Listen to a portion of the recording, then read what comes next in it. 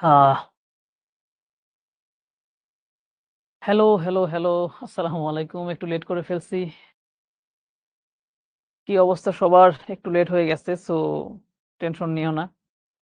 নুসরাত জাহান বলছে, "স্যার কোথায় আপনি? এই তো চলে আসছি আমি।" আমি কোথায় ছিলাম? আনিকা বলছে, "কই ছিলেন ভাইয়া?" আমি বেশি দূরে ছিলাম না, এখানেই ছিলাম। একটু টেকনিক্যাল প্রবলেম হচ্ছিল। আ এই বোর্ড সাজাইতে একটু ঝামেলা হচ্ছিল। আমাদের একটু সময় চলে গেছে। কোন সমস্যা নাই। ফারিয়া বলছে, "Why you are getting so late? Shit, shit, shit, shit, shit." ব্যাপক লেট করে ফেলছি, লেট করে ফেলছি। অনেক সময় এমন হয় না যে স্কুলে ক্লাসে বসে আছো, স্যারের দেখা নাই। ২০ মিনিট পরে স্যার জানাইলো আজকে ক্লাস হবে না। এরকম হইছে কিন্তু, তাই না? ওই যে সুমনা বলছে নেপালে ছুটি কেমন ছিল? অস্থির ছিল, অস্থির ছিল। আশফাক বলছে একটু নাম বলেন। আচ্ছা বললাম আশফাক তোমার নাম। মাহিম বলছে এত লেট, হ্যাঁ, একটু লেট হয়ে গেছে। কি আর করার? আতিকা ফাইজা বলছে ক্লাস এখন শুরু হইল ভাইয়া? হ্যাঁ, মাত্র শুরু হইল। আমি মাত্র আসলাম। আমরাই লেট করে ফেলছি। আমি গ্রুপ সাবজেক্ট হিসেবে finally economics, civics, history and geography নিয়েছি। জোস আনিকা! অসাধারণ একটা সাবজেক্ট চয়েস নিয়েছো। তো আমার দুঃখ কি জানো? আমার দুঃখ হচ্ছে বাংলাদেশের কলেজগুলোতে বেশিরভাগ কলেজেই হচ্ছে আর্টস সাবজেক্ট মানে এই জিওগ্রাফি সাবজেক্টটা নাই। সো এই দুঃখের জায়গা থেকে আমি বেশি স্টুডেন্ট আমার সামনে পাচ্ছি না। ধরো মোটামুটি সকল কলেজেই ইকোনমিক্স আছে, পৌরনীতি আছে। বুঝতে পারছো? কিন্তু ভূগোলটা হচ্ছে সবখানে নাই।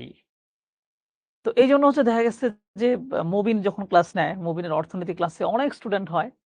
বাট আমার ভূগোল ক্লাসের স্টুডেন্ট একটু কম হয়। আমি জানি যে এখানে একটু কম হবে। কিন্তু যারাই তোমরা নিয়েছো, ভালো করেছো। আশা করি খুব মজা পাবা। ঠিক আছে? আ তো আজকে একটু তুলনামূলক বেশি স্টুডেন্ট দেখতে পাচ্ছি। কারণ এই বন্ধের ভিতরে অনেকেই হয়তো ভর্তি হয়েছে। হ্যাঁ, ১২০ জনের মতো পার হয়ে গেছে। আরো আসবে, আরো আসবে। ভাইয়া কিন্তু মনে হচ্ছিল ক্লাস হবে না। না, না, না, না, না। ক্লাস হবে না। ক্লাস অবশ্যই হবে। যদি ক্লাস না হয় তাহলে ঐদিন হচ্ছে দেখবা আমরা অনেক আগেই ঘোষণা দিয়ে দেই। বুঝতে পারছো? মনে করো আমি হচ্ছে হঠাৎ করে কোনো একদিন একটু প্রবলেমে পড়ে গেলাম। যদি ক্লাসটা ঐদিন বাদ দেই আমরা তাহলে দেখবা তোমাদের ৬-৭ ঘন্টা আগে বা ১ দিন আগেই জানায় দেওয়া হয় যে ওদিন ক্লাস হবে না। আমরা ইনস্ট্যান্ট কখনো ক্লাস বাদ দেই না। ইনস্ট্যান্ট একটু ১-২ মিনিট যখন লেট হয় সেটা হচ্ছে ধরো টেকনিক্যাল অনেক ইস্যু থাকে। কখনো, কখনো হয়তোবা একটু মাইক্রোফোন ঝামেলা করে বা টিভিতে একটু প্রবলেম দেখা দেয়। তখন একটু লেট হয় যেমন আজকে যেমনটা হইছে। মুস্তফা বলছে আপনার ক্লাস করতে খুব ভালো লাগে। Thank you so much. ও আজকে ১২৬ জন উঠে গেছে, ২৭ জন উঠে গেছে। অনেক মানুষ। জোস। মুজাইফারের সাবজেক্ট চয়েস ও ভালো হইছে। জিওগ্রাফি আছে, সাইকোলজি আছে। ভালো। কমেন্ট দেখা যায় না কাকে? এনামুল বলছে, এনামুল মুর্শেদ না তোমার কমেন্ট অবশ্যই দেখা যায়। আমি সবার কমেন্টই দেখতে পারি। বাট তোমরা কেউ কারো কমেন্ট হয়তো দেখতে পারো না। ঠিক আছে? তো আজকে হচ্ছে আ আমার মনে হয় আমি কমেন্ট অফ করে দেই। ঠিক আছে? তো ১ম এ একটা প্রশ্ন করি, তোমাদের ছুটি কেমন কাটলো? এবং পড়াশোনা কি শুরু থেকেই সিরিয়াসলি করতে শুরু করেছো কিনা? ম্যাপ কোনটা কিনবো? যেকোনো একটা কিনো। তুমি আলালস, আওয়ার্স পাবলিকেশন এর ম্যাপ আছে। তুমি যেকোনো কোম্পানির ম্যাপ কিনতে পারো। কোন সমস্যা নাই। আসমা বলেছে ২ টা। হ্যাঁ, আমি লাস্ট ক্লাসে বলেছিলাম যে প্রত্যেকের আমি জিজ্ঞেস করব ম্যাপ কিনেছো কিনা? জোস। আসমা ম্যাপ কিনেছে। তাহারাত রাইসা বলছে ভূগোল ১ম চ্যাপ্টার আমি ১ম হয়েছি। ও জোস, জোস, জোস। আ মুরসালিন আচ্ছা, আচ্ছা, আচ্ছা। মুরসালিন। আমি যে অনেক কমেন্ট চলে যায় তো তাড়াতাড়ি দেখতে গিয়ে। স্টাডি শুরু করা হয় নাই আফরিনের এখনো। না, না, না। শুরু থেকে শুরু করো ভাইয়া। আমি কিন্তু আপু ভাইয়া, আপু ভাইয়া, আপু সবাইরে বলতেছি যে এইচএসসির সময়টা খুবই কম। শুরু থেকে সিরিয়াস না থাকলে পিছিয়ে যাবা। কারণ দেখো Notre Dame college, Holy Cross, Saint Joseph এই কলেজগুলোকে আমরা টপ কলেজ হিসেবে চিন্তা করি। তাই না? ওরা কিন্তু বছরের ১ম দিন থেকে মানে একেবারে কি বলবো? সম্ভবত জুলাই মাসের ১ তারিখ থেকেই নাকি তারা ক্লাস শুরু করে দিছে। এবং এই কলেজগুলোতে একেবারে বছরের শুরু থেকে শেষ পর্যন্ত ক্লাস চলে। ওরা শুরু থেকে সিরিয়াস থাকে। ঠিক আছে? সাদিয়া আফরিন ম্যাপ কিনেছে। কোন সমস্যা নাই। সাদিয়া আফরিন নতুন। অবশ্যই জোস, জোস ওয়েলকাম। ভূগোল বই কিনেছি, অক্ষরপত্রটা কেমন হবে? আমি হচ্ছে পড়াবো মোজাম্মেল হকের বই, মোয়াজ্জেম হকের বই থেকে পড়াবো। মোয়াজ্জেম হকের বইটা খুবই ভালো। আগের ক্লাসগুলোতে আমি বলেছি। সো একটা সাবজেক্টের জন্য একাধিক বই থাকা যেতে পারে। সো তোমরা যারা যেই বই কিনো না কেন, তুমি মোয়াজ্জেম হোসেনের বইটা তুমি কিনবা। ঠিক আছে? ফারহানা বই ম্যাপ কিনেছে। তারপরে হিসামউদ্দিন বলছে কি ম্যাপ কিনতে হবে? বাংলাদেশের একটা কিনতে হবে, আন্তর্জাতিক একটা ম্যাপ কিনতে হবে। ঠিক আছে? ওকে, ভূগোল বইয়ের সাথে ম্যাপ দিচ্ছে। তাই নাকি? ভূগোল বইয়ের সাথে ম্যাপ দিচ্ছে। জোস! ম্যাপ দিলে তো ভালো। সো ম্যাপ বাসায় থাকতে হবে এবং তোমার টেবিলের সামনে টানায় রাখতে হবে। রেগুলার ম্যাপ দেখতে হবে। আমি কিন্তু ম্যাপ দেখেই আমার এই পৃথিবী ঘোরার স্বপ্ন জেগে গেছে। ঠিক আছে? ম্যাপ তুমি যেকোনো একটা কিনবা। যেকোনো কোম্পানির ম্যাপ কিনো। আমি কোন কোম্পানির প্রচারণা করতেছি না। ওকে, আমি কমেন্ট অফ করে দিচ্ছি। কারণ আমি সবসময় কমেন্ট অফ করে পড়াই। বুঝতে পারছো? কেন কমেন্ট অফ করে পড়াই? সেটা একটু পরে বুঝতে পারবা। কমেন্ট অফ করে পড়ানোর পেছনে মূল কারণ হচ্ছে, আমি যখন পড়াইতে থাকি, তখন তোমাদের কমেন্টগুলোতে আমার চোখ পড়লে আমার পড়া থেকে আমি ডিস্ট্রাক্ট হয়ে যাই। দ্বিতীয়ত তোমাদের ভিতরে কিছু দুষ্ট পোলাপান আছে। দুষ্ট পোলাপান একটা গান আছে না? কিছু দুষ্ট পোলাপান আছে। এই দুষ্ট পোলাপান কি করে? ওরা যখন দেখে যে কমেন্টটা অন করা আছে, তখন আমি কি কথা বলতেছি সেই কথায় মনোযোগ না দিয়ে ওরা কমেন্ট করতে শুরু করে দেয়। যুদ্ধ শুরু করে, এই যুদ্ধ। সো আমি চাই না যে তুমিও যুদ্ধ করতে গিয়ে আমার কথায় মনোযোগ দেওয়া বন্ধ করো। দ্যাটস ওয়াই আমি কমেন্টটা অফ রাখি। মাঝে অন করে কিছু প্রশ্ন করি উত্তর নেয়ার জন্য, রেসপন্স নেওয়ার জন্য, এবং তোমাদের প্রশ্ন থাকলে সেই প্রশ্ন নেওয়ার জন্য আমি কমেন্টটা খুলে দেই। সো এখন থেকে যারা জয়েন করতেছো, এখন নতুন যারা জয়েন করবা, এখন থেকে কমেন্ট অফ থাকবে। মাঝখানের একটা জায়গায় গিয়ে আমি কমেন্টটা খুলে দেব। ঠিক আছে? সো কথাবার্তা একটু পরে হবে যেহেতু শুরুতে আমি একটু লেট করছি। সো আমি শুরুতেই আগে পড়ানো শুরু করব। আমরা হচ্ছে ১ম অধ্যায়টা পড়ে ফেলেছি। খুবই সহজ একটা অধ্যায় ছিল। তাই না? এবার আসি আমাদের ২য় অধ্যায়। তোমরা যারা ফ্রি ক্লাসটা করেছিলা, আমরা আহ তোমাদের রেজাল্টের পরপর আমরা কিছু ফ্রি ক্লাস দিয়েছিলাম। ওই ফ্রি ক্লাসে কিন্তু আমি এই অধ্যায়টা পড়িয়েছিলাম। সো যারা তখন এই ক্লাসটা করেছো তাদের কাছে আজকে ব্যাপারটা আরো সহজ মনে হবে। আর যারা আমি জানি বেশিরভাগই হচ্ছে নতুন, আজকেই ১ম। সো তোমাদের কাছে অধ্যায়টা নতুন। সো আমি একদম বেসিক থেকে খুব চমৎকারভাবে পড়ায়া যাব। ঠিক আছে? ওহ! তার আগে হচ্ছে আমার গ্লোবটা লাগবে। হ্যাঁ? আমি একটু কল করে বলি যে আমার গ্লোবটা যাতে দিয়ে যায়। কারে কল করা যায়, কারে কল করা যায়?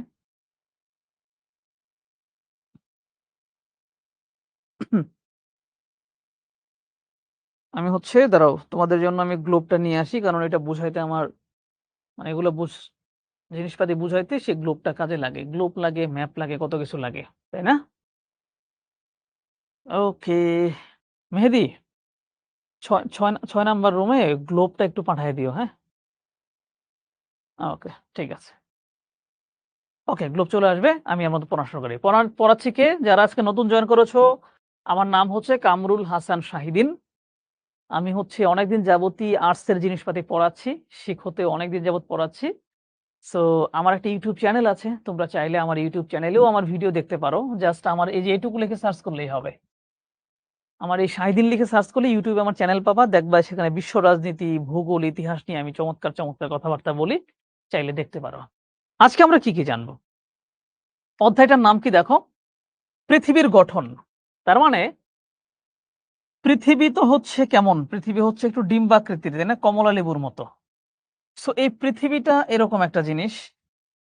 আমি এটাকে যদি ফুটবল বলি, তাহলে ফুটবলের গঠনটা কেমন? আমি যদি এটাকে ডিম বলি, মনে করো আমি এটাকে বললাম ডিম। এটাকে আমি ডিম বললাম। ডিমের একটা গঠন আছে না? হুম? ডিমের গঠন কি? ডিমের উপাদানগুলো কি? ডিমের কি উপাদান আসছে? এই উপাদানগুলো কয়টা স্তরে বিভক্ত? তাই না? এর তাপমাত্রা কেমন? একেক স্তরে কি উপাদান আছে, কি উপাদান নাই? এবং ডিমের উপরের অংশটা সেইটা কেমন? এখানে উঁচু ভূমি কতটুকু, নিচু ভূমি কতটুকু, সমভূমি কতটুকু, মালভূমি, এগুলাই হচ্ছে কি একটা ডিমের গঠন। সো পৃথিবীর গঠন বলতে আমরা এটাই যে পৃথিবীর কি দিয়ে তৈরি? পৃথিবীর মানে পৃথিবীটা কি দিয়ে তৈরি? পৃথিবীর যে ভেতরের অংশ, আমরা পৃথিবীর উপরের অংশে থাকি। আমরা থাকি পৃথিবীর উপরের অংশে। মনে করো একটা ফুটবলের উপরে যদি তুমি কোনো পিঁপড়া ছেড়ে দাও, কি ছেড়ে দিবে? যেভাবে পিঁপড়া ছেড়ে দিবা। সলভের মতো লবণের মতো পিঁপড়া ছেড়ে দিবা। একটা বড় ফুটবলের উপরে তুমি একটা পিঁপড়া ছেড়ে দিলা। সেই পিঁপড়া যে হাইটে, হাইটে ঘুরতেছে, মনে করো পৃথিবীর উপরে তুমিও ওই পিঁপড়ার মতোই হাইটে, হাইটে ঘুরতেছো। তার মানে তুমি পৃথিবীর বাইরের অংশে থাকো। পিঁপড়া যেইভাবে ফুটবলের সাথে লেগে আছে, তুমি দেখবা যে ফুটবলটা তুমি যখন উপরে উঠায়ে ফুটবল যদি ঘুরায় ফেলো, পিঁপড়া যদি নিচেও থাকে, পিঁপড়া কিন্তু পড়ে যাবে না, ওখানে লেগে থাকবে। বুঝতে পারছো? এই যে আমাদের গ্লোব চলে আসছে। এই যে এই পৃথিবীর আমরা হচ্ছে এই উপরের অংশে বসবাস করি। এখন উপরের অংশে বসবাস করে আমাদের এদিকে দেখতে হয় যে উপরের অংশটা আসলে কেমন? এখানকার পানি কতটুকু, মাটি কতটুকু, এই মাটি উঁচু-নিচু, কেন উঁচু-নিচু হইছে? ঠিক আছে? আবার আমাদের জানতে হবে যে উপরের অংশ না হয় আমরা জানলাম, এটা আমরা চোখে দেখতে পারতেছি। আচ্ছা এখানে তাকাইলাম, এটা একটা পাহাড়। এখানে তাকাইলাম, এটা একটা নদী, এটা সমুদ্র। বাট ভেতরে কি আছে ওইটা তো আমরা জানি না। সো ওইটাকে বলা হয় অভ্যন্তরীণ গঠন, যে এই পৃথিবীর মাঝখানের অংশে কি আছে। ধরো আমরা একটা জাম্বুরা যদি কেটে ফেলি, কি কাটবো? একটা জাম্বুরা, ওইটাও তো গোল পৃথিবীর মতোই। জাম্বুরা যখন কেটে ফেলবো তারপর বুঝতে পারবো যে ভেতরে কি কি আছে।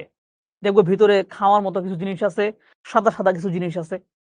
এখন পৃথিবীটাকে তো আমরা এভাবে কোপ দিয়ে কেটে ফেলতে পারতেছি না। কিন্তু না পারলেও বিভিন্ন উপায়ের মাধ্যমে আমরা জানতে পারি যে আমাদের পৃথিবীর ভেতরে আসলে কি কি আছে। তো সেই কি কি আছে সেগুলো হচ্ছে মূলত ভূ-অভ্যন্তর এবং ভূ-অভ্যন্তরের গঠন। তার মানে ভেতরের অংশ আমরা জানবো, সেই সাথে উপরের অংশ, প্রধান, প্রধান ভূমিরূপ, পর্বতের শ্রেণীবিভাগ এবং পর্বতের গুরুত্ব। সো আজকের ক্লাসে আমরা পর্বত পর্যন্ত জানবো। আশা করি এর পরের ক্লাসে আমরা জানবো হচ্ছে মালভূমি, সমভূমি এগুলা, এবং তারপরে জানবো বাংলাদেশের যেই বিভিন্ন গঠন আছে সেগুলো সম্পর্কে। তো আজকের ক্লাসটাও খুব ইন্টারেস্টিং হবে।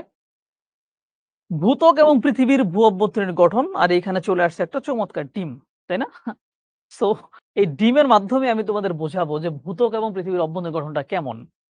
ডিমের যে খোসাটা আছে, এই খোসাটাই হচ্ছে মূলত ভূত্বক।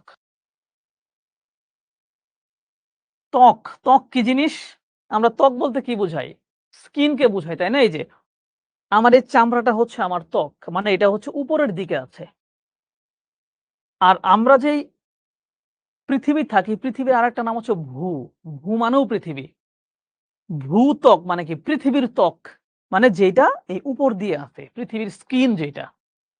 সো এই স্কিন আমরা দেখব, এবং এর ভেতরে একটা ডিমকে যদি আমি ভেঙে ফেলি, তাহলে ভেতরে কি, কি পাবো? এটা হচ্ছে ভূ অভ্যন্তরের গঠন। ভূ অভ্যন্তরে আসলে কি, কি থাকে? ভূ অভ্যন্তরের ব্যাসার্ধ প্রথমে একটু কল্পনা করি আমরা। পৃথিবীর ব্যাসার্ধ কি জিনিস জানো তো? ব্যাসার্ধ হচ্ছে, মনে করো আমি এই পাশ থেকে ছিদ্র করে এই পাশে বের হইলাম। তাহলে যে মাঝখানের যেটুকু দূরত্ব, এর হচ্ছে ব্যাস। এইটার অর্ধেক, মানে আমি যদি কেন্দ্র থেকে এই পাশটুকু হচ্ছে ব্যাসার্ধ। আমি আরো সহজ করে যদি তোমাদের বোঝাই, তোমরা এগুলো তো ম্যাথে পড়ে আসছো, তাই না? পড়ে আসছো, তারপরেও বলি। এইটা যদি হচ্ছে পৃথিবী হয়, এইটা নিশ্চয়ই এটার কেন্দ্র, তাই না? একটা বৃত্তের তো কেন্দ্র থাকে, পৃথিবীর একটা কেন্দ্র আছে। সো এইখান থেকে শুরু করে এই অংশটুকুর দূরত্ব নাম হচ্ছে ব্যাস। ব্যাস, ঠিক আছে? এই ব্যাসের অর্ধেক মানে কি? এখান থেকে শুধু এইটুকু, এইটুকু হচ্ছে ব্যাসার্ধ। ব্যাসার্ধ কত রকম হইতে পারে? এক এক রকম। তুমি এই দিক দিয়েও মাপতে পারো, এই দিক দিয়েও মাপতে পারো, এই দিক দিয়েও মাপতে পারো। এখন পৃথিবী যেহেতু পরিপূর্ণ গোল না, এই জন্য ব্যাসার্ধের আয়তন কিন্তু কম বেশি হয়। যখন আমি পৃথিবীর এই পেট বরাবর এই জায়গা থেকে তার কেন্দ্র পর্যন্ত আমি একটা ফিতা ঢুকায় দিব, তখন আমি দূরত্ব পাবো ৬,৩৭৮ কিলোমিটার। এটা কোথায়? নিরক্ষীয় রেখায়। নিরক্ষ রেখা কোনটা? এই যে পৃথিবীর মাঝখান দিয়ে যে রেখাটা গেছে, এইটা হচ্ছে নিরক্ষ রেখা। এই জায়গাতে ছিদ্র করলে আমি কেন্দ্র পর্যন্ত গেলে পাবো ৬,৩৭৮ কিলোমিটার। কিন্তু আমি যদি মেরু অঞ্চল থেকে, এটা উত্তর মেরু, এটা হচ্ছে দক্ষিণ মেরু, ঠিক আছে? পৃথিবীর ২ প্রান্তকে বলা হয় ২ টা মেরু। মেরু মানেই প্রান্ত। আমি যদি এইখান থেকে ছিদ্র করি একটা ফিতা ঢুকায় দেই, তাহলে কেন্দ্র পর্যন্ত যাইতে, যাইতে আমি দূরত্ব পাবো ৬৩৫৭ কিলোমিটার। তার মানে অভ্যন্তরের একটা দূরত্ব নিয়ে আমাদের আইডিয়া হইল ১ম এ, তাই না? তো প্রত্যক্ষভাবে অভ্যন্তরের গঠন সম্পর্কে জানার কোনো উপায় নাই। মানে তুমি চাইলেই আমার এরকম বা আমি আমি যেমন পৃথিবী হাতে নিয়ে আছি, এই হাতে নিয়ে তুমি কেটে ফেলতে পারবা না। যে কেটে ফেলে তুমি বললা যে, "দেখি ভিতরে কি, কি আছে?" এটা পসিবল না। কৃষ্ণ বলছে, "জানার কোনো উপায় নাই।" আর এটা জানার জন্য আমরা কিছু পদ্ধতি অবলম্বন করি। বিজ্ঞানীরা কিছু পদ্ধতি অবলম্বন করেছেন। কিছু বিষয় থেকে এর ভেতরের জিনিস সম্পর্কে আমরা আইডিয়া নিতে পারি। এই জিনিসগুলো কি, কি? একটা হচ্ছে আগ্নেয়গিরি। আগ্নেয়গিরি। আগ্নেয়গিরি কি? আগ্নেয়গিরি হচ্ছে পৃথিবীর ভেতরে কিছু উত্তপ্ত পদার্থ আছে। সেইটা অনেক সময় পৃথিবীর এই ভূত্বক ফেটে বাইরে বেরোয় আসে। সো ফেটে ভেতর থেকে যদি বাইরে বেরোয় আসে, তাহলে তো আমরা বুঝতে পারি যে ভেতরে তাহলে এই জিনিসটাই ছিল। তখন আমরা বলি যে আচ্ছা পৃথিবীর ভেতরে তাহলে এই জিনিস আছে। মনে করো একটা ডিম, ডিমের ভিতরে কি, কি আছে তুমি জানো না। তুমি যদি একটা ডিমকে এক সাইডে ছিদ্র করে ফেলো, তাহলে ভেতর থেকে যে জিনিসগুলো বের হবে তুমি বলো আচ্ছা, আচ্ছা ডিমের ভিতরে এইরকম জিনিসপাতি থাকে। তাই না? সো আগ্নেয়গিরির মাধ্যমে তুমি এটা বুঝতে পারো। চৌম্বকত্ব, পৃথিবীর যে বিভিন্ন পদার্থগুলো এগুলোর চৌম্বকত্ব বা এগুলোর আকর্ষণ বিকর্ষণ এই ব্যাপারগুলো থেকে আমরা বুঝতে পারি। ভূমিকম্পের তরঙ্গ, যে ভূমিকম্পের অনেক সময় ভূমিকম্প হয় না? সো ভূমিকম্প হইলে মনে করো শব্দ তরঙ্গ আমরা শব্দের মাধ্যমে মনে করো কেমনে বুঝাই? এই রুমের মধ্যে কি, কি আছে মনে করো তুমি জানো না। বাট আমি যদি এইখানে একটা মাইক্রোফোন রেখে এখানে কথা বলে যাই, এইটা যে মাইক্রোফোনের রেকর্ড হবে, এই রেকর্ড হওয়ার ধরন তুমি শুনে বুঝতে পারবা রুমে কি, কি আছে। যদি তুমি দেখো যে আমার কথা প্রতিধ্বনি হচ্ছে, তখন তুমি বুঝতে পারবা যে এই রুমটা তাহলে বেশি বড় না এবং দেয়ালে কোনো কিছু লাগানো নাই। এটা স্পষ্ট শুধু দেয়াল আছে। এইজন্য কথাটা প্রতিফলিত হচ্ছে। বুঝতে পারছো? যদি রুমটা অনেক বড় হয়, তাহলে রেকর্ড অন্যরকম হবে। তার মানে শব্দের প্যাটার্ন থেকে বুঝা যায় এখানে উপাদান কি, কি আছে। তো এরকমভাবে বিজ্ঞানীরা কি করে? বিভিন্ন শব্দ তরঙ্গ ভেতরে পাঠায়। এই শব্দ তরঙ্গ কিভাবে, কিভাবে যায়, এটা কিভাবে ফিরে আসে। ধরো তুমি একটা শব্দ করলা, এই শব্দ যদি এটা লোহার দেয়ালে লেগে ফিরে আসে, এইটার সাউন্ড একরকম হবে।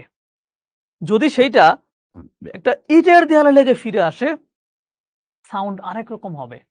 এই প্রতিধ্বনিগুলো শোনার মাধ্যমে বিজ্ঞানীরা বুঝে যে ওইখানে কি, কি পদার্থ আছে। বুঝতে পারছো? তো যখন ভূমিকম্প হয় সেই ভূমিকম্পের তরঙ্গগুলো এনালাইসিস করে। যে ভূমিকম্প তরঙ্গ কিভাবে, কিভাবে গেল? কোথায় গিয়ে সেটা কতটুকু বাঁক নিছে? যেখানে বাঁক নিছে এই বাঁক নেওয়ার কারণ কি? সেখানকার পদার্থ এরকম হলে এরকম বাঁক নেয়। এইভাবে হচ্ছে এই অভ্যন্তরে কি, কি আছে এইটা বিজ্ঞানীরা বহু গবেষণা করে বের করেছেন। ঠিক আছে? ভূকম্পনের তরঙ্গ বিশ্লেষণ করে ভূঅভ্যন্তরের ৩ টি প্রধান স্তরের অবস্থান আবিষ্কার করা হয়। তো এই যে এত কিছু করার মাধ্যমে বিজ্ঞানীরা বলছে যে আমরা ভূঅভ্যন্তরে মূলত ৩ টা স্তর পাইছি। কয়টা? ৩ টা স্তর। ক্লাসগুলা যদি ভালো লাগে, হ্যাঁ? শুরুতেই তোমাদের বলে রাখি। ক্লাসগুলা যদি ভালো লাগে, অবশ্যই ভালো লাগবে। তাহলে তোমাদের আমার পক্ষ থেকে তোমাদের একটা অনুরোধ আছে। তোমরা ইতিমধ্যেই জানো যে মানবিকের এই কোর্সটা চালু করতে আমাদের অনেক চ্যালেঞ্জ ফেস করতে হইছে। আমরা তোমাদের সকল সাবজেক্টে লাইভ ক্লাস দিতে পারি নাই। কারণ সাবজেক্ট ১১ টা। সো ১১ টা সাবজেক্ট চালু করে সবগুলো লাইভ দেওয়া পসিবল না, তাহলে একসাথে সব লাইভ হবে। একসাথে ৩ ৪ টা করে লাইভ হয়ে যাবে। এরপরেও আমরা কিছু রেকর্ড দেওয়ার মাধ্যমে এবং কিছু লাইভ দেওয়ার মাধ্যমে কিন্তু তোমাদের ক্লাস নিচ্ছি। যাতে তোমরা আর্টসের শিক্ষার্থীদের জন্য কোনো পড়ার জায়গা ছিল না অনলাইনে, আমরা সেটা চালু করেছি। এখন এই কথাটা ধরো চালু করতে বেশ ভালোই কষ্ট হইছে। আমার গত কয়েক মাস টানা কাজ করা লাগছে, রিসার্চ করতে হইছে। স্টুডেন্টদের ডেটা সংগ্রহ করা লাগছে যে কোন সাবজেক্ট গুলো বেশি পোলাপান নেবে না নেবে। এত কিছু করার পরও হচ্ছে আমরা কোর্সটা শুরু করতে পারছি আলহামদুলিল্লাহ। তোমরা অনেকে এখানে জয়েন হয়েছ। আমার পক্ষ থেকে তোমাদের কাছে একটা অনুরোধ থাকবে যে, আমরা তো প্রচার করেই যাচ্ছি যে, এখানে আর্টসের স্টুডেন্টদের সবাই আসো, পড়াশোনা করো। তোমরা যদি আমাদের পক্ষ থেকে একটু প্রচার করে দাও, প্রচারে তেমন কিছুই না। ধরো আজকের ক্লাসটা তোমার কেমন লাগলো? যদি ভালো লেগে থাকে একটা স্ক্রিনশট নিবা বা একটা ছবি নিয়ে তুমি হচ্ছে বা অনুভূতি আমাদের শিখর যে শিখবো গ্রুপ আছে, গ্রুপে তুমি একটু শেয়ার করতে পারো, লিখতে পারো। এতে কি হবে? অন্যান্য অনেক স্টুডেন্ট কিন্তু আমাদের শিখর গ্রুপে আছে। তারা জানবে যে জোস! এখানে চমৎকার ক্লাস হচ্ছে, মানবিকের শিক্ষার্থী হয়েও আমরা সেখানে জয়েন করতে পারি। সো এইটা হইলে হবে কি? মনে করো আমরা তো এখানে একটা পরিবার, শিখো পরিবার, তাই না? তো এই পরিবারের ভিতরে আমরা তোমাদের কষ্ট করে পড়াচ্ছি, তোমরা পড়ছো, প্লাস তোমরাও একটু আমাদের অ্যাপ্রিশিয়েট করে দিলা। তাহলে ব্যাপারটা একটু জমে যায়।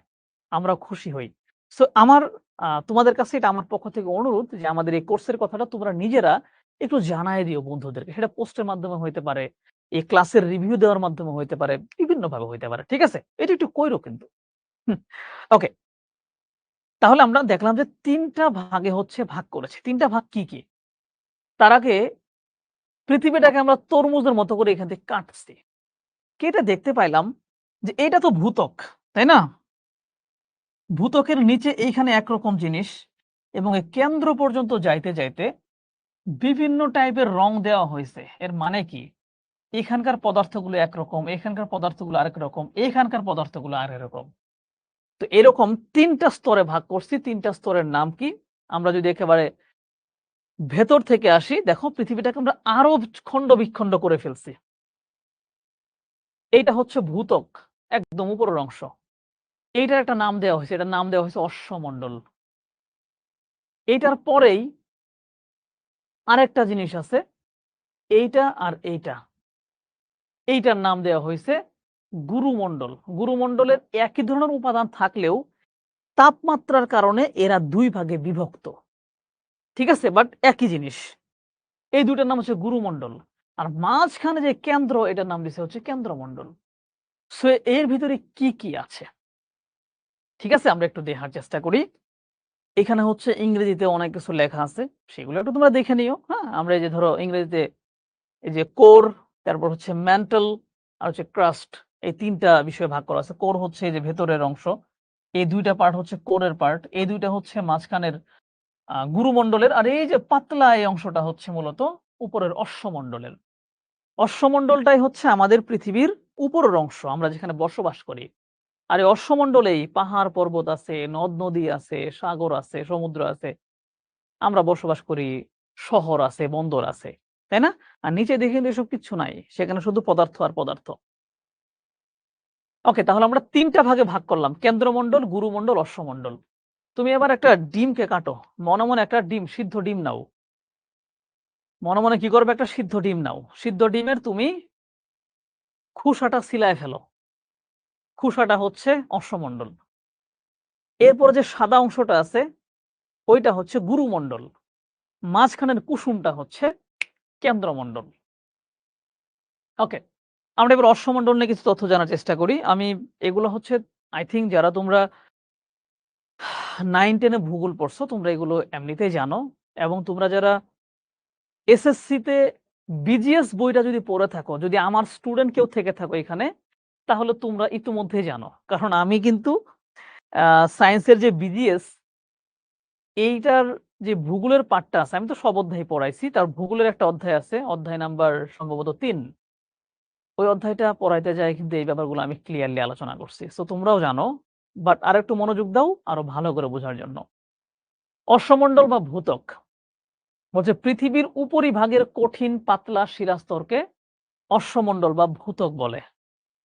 পৃথিবীর উপরিভাগের, হ্যাঁ? উপরের, এই যে উপরের অংশের অশ্বমণ্ডল বা ভূত্বক বলে। ওকে? এর গড় গভীরতা প্রায় ১৭ কিলোমিটার। গড় গভীরতা কেন বলছে? মনে করো সমুদ্রের পানির নিচে থাকে হচ্ছে ভূত্বক। কারণ পানিকে তো ভূত্বক বলতে পারতেছি না। তাই না? ভূত্বকের উপরে পানি জমা থাকে। ওই জায়গা থেকে গভীরতা হচ্ছে কম। আবার মনে করো একটা পর্বত আছে। হুম? আমি এটা হচ্ছে একটু এখানে তোমাদের দেখাই। মনে করো এইটা হচ্ছে পৃথিবী, এইটা হচ্ছে একটা সমুদ্র, এইটা হচ্ছে একটা পর্বতশ্রেণী। এটা হচ্ছে মনে করো পৃথিবীর। তো এইটা যেহেতু সমুদ্র, হুম সাপোজ ধরো এইটুকুই হচ্ছে অশ্বমণ্ডল। সমুদ্রের তলদেশে কিন্তু দূরত্বটা কম, কিন্তু পর্বতের এখানে কিন্তু এখান থেকে শুরু করে এইটুকু অনেক বেশি। তো এই যে কোথাও কম, কোথাও বেশি, কোথাও মাঝারি, এগুলোকে যোগ করে একটা গড় হিসাব করে দেখা গেছে যে এভারেজ গভীরতা হচ্ছে 17 কিলোমিটার। এভারেজ গভীরতা কত? 17 কিলোমিটার গেল। এর উপাদানগুলো কি কি? বলছে ভূত্বকের প্রধান উপাদানগুলো হলো অক্সিজেন, সিলিকন, অ্যালুমিনিয়াম, লোহা, ক্যালসিয়াম, সোডিয়াম, পটাশিয়াম এবং ম্যাগনেসিয়াম। এগুলো একটু বারবার পড়তে হবে। এখানে দুইটা স্তর আছে। উপাদানের ঘনত্বের উপর ভিত্তি করে দুইটা স্তর আছে এখানে। একটা হচ্ছে সিয়াল স্তর, এইটা মনে রাখতে হবে, ঠিক আছে? এটা ভূত্বকের উপরের স্তর, একেবারে উপরের অংশ, একদম উপরের অংশ, ঠিক আছে? সিয়াল স্তর একদম উপরের অংশ। এখানে কি কি থাকে? সিলিকন, সিলিকন থেকে আমরা এস নিছি, সিলিকন। আর থাকে অ্যালুমিনিয়াম, এখান থেকে এনেছি এল, এইটা মিলে হয়ে গেল সিয়াল। বুঝতে পারছো? এইটা মূলত গ্রানাইট শিলা দিয়ে তৈরি। গ্রানাইট হচ্ছে একটা শিলার নাম, মাটির একটা ধরনের নাম। বুঝতে পারছো? মনে করো কোনোটা লোহা, কোনোটা হচ্ছে পিতল, কোনোটা গ্রানাইট, মাটির একটা। সো এইটা হচ্ছে মূলত আমরা যেইটার উপর দিয়ে হাঁটাচলা করতেছি, এখানেই এই দুইটা জিনিসের পরিমাণ বেশি, সিলিকন এবং অ্যালুমিনিয়াম। এটা হচ্ছে সিয়াল স্তর। মনে রাখবা, যদি প্রশ্ন আসে যে সিয়াল স্তর কোন মণ্ডলের অন্তর্গত, বলতে হবে এটা অশ্বমণ্ডলের অন্তর্গত। আরেকটা হচ্ছে সীমা স্তর। এই যে সিয়াল, এর নিচে আর একটু নিচের দিকে থাকে সীমা, ওইখানে সিলিকন থাকে আর ম্যাগনেসিয়াম থাকে অনেক বেশি পরিমাণে। এই দুইটা মূলত কি সমুদ্রের তলদেশের যেই ভূত্বকটা আছে, ওইখানে কিন্তু এই পরিমাণটা বেশি থাকে। যে ভূত্বকের নিচের স্তর এবং সিয়ালের চেয়ে যেটা ভারী হয়, সিলিকন এবং ম্যাগনেসিয়াম থাকে, যা মহাসাগরীয় ভূত্বক, মানে কি মহাসাগরের তলদেশ গঠন করে এবং ব্যাসল্ট শিলা দিয়ে তৈরি। অশ্বমণ্ডল গেল। এবার হচ্ছে আমরা গুরুমণ্ডল নিয়ে আলোচনা করি। গুরুমণ্ডল হচ্ছে অশ্বমণ্ডলের নিচের স্তর। মানে আমাদের যে ভূত্বক, এইটা এভারেজে 17 কিলোমিটার পর্যন্ত আমরা ধরলাম একরকম জিনিস। এর পরে যে স্তরটা শুরু হবে সেটা হচ্ছে গুরুমণ্ডল। তো গুরুমণ্ডল কোথায়? অশ্বমণ্ডলের নিচ থেকে কেন্দ্রমণ্ডলের উপরিভাগ পর্যন্ত 2885 কিলোমিটার পুরু স্তরটাই হচ্ছে মূলত গুরুমণ্ডল। বুঝতে পারছো? দাঁড়াও, আমি একটা মেসেজ দেই।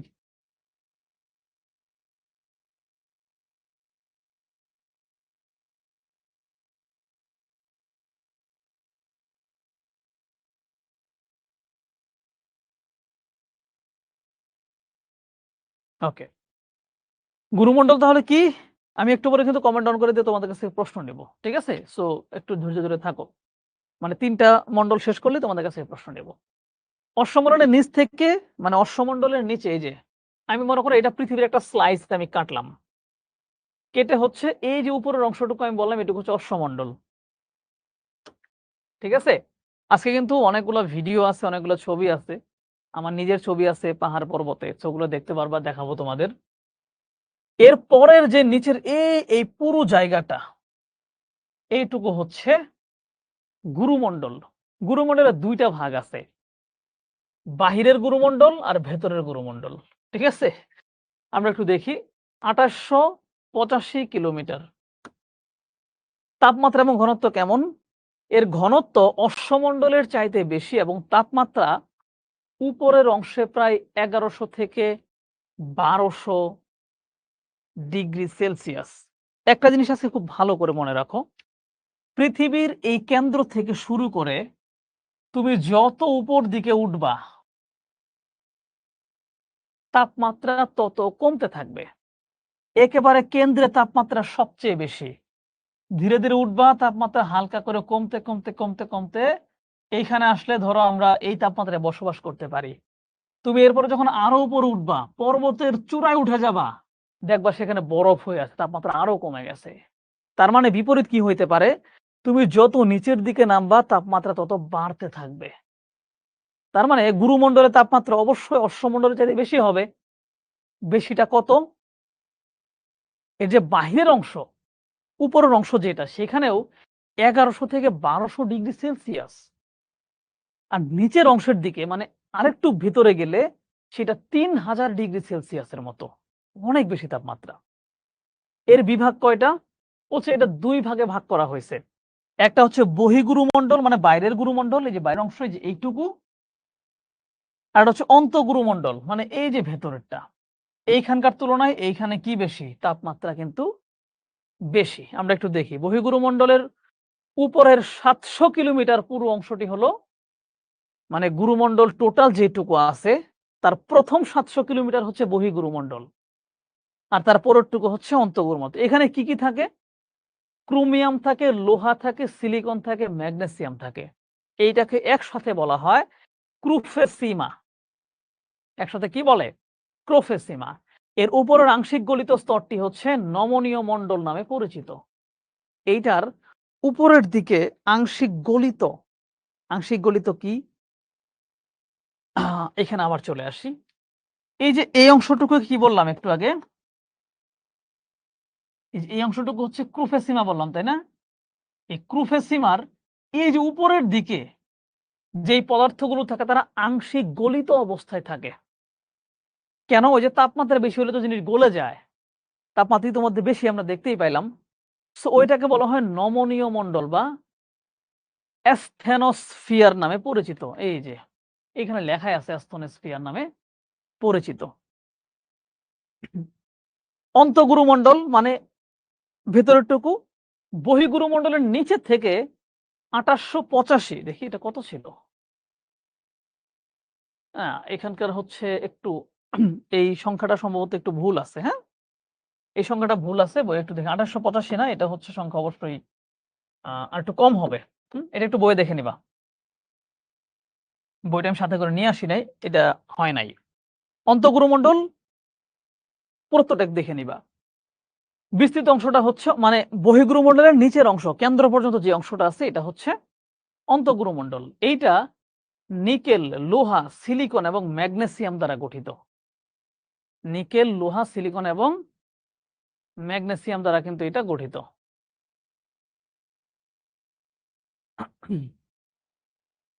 ওকে।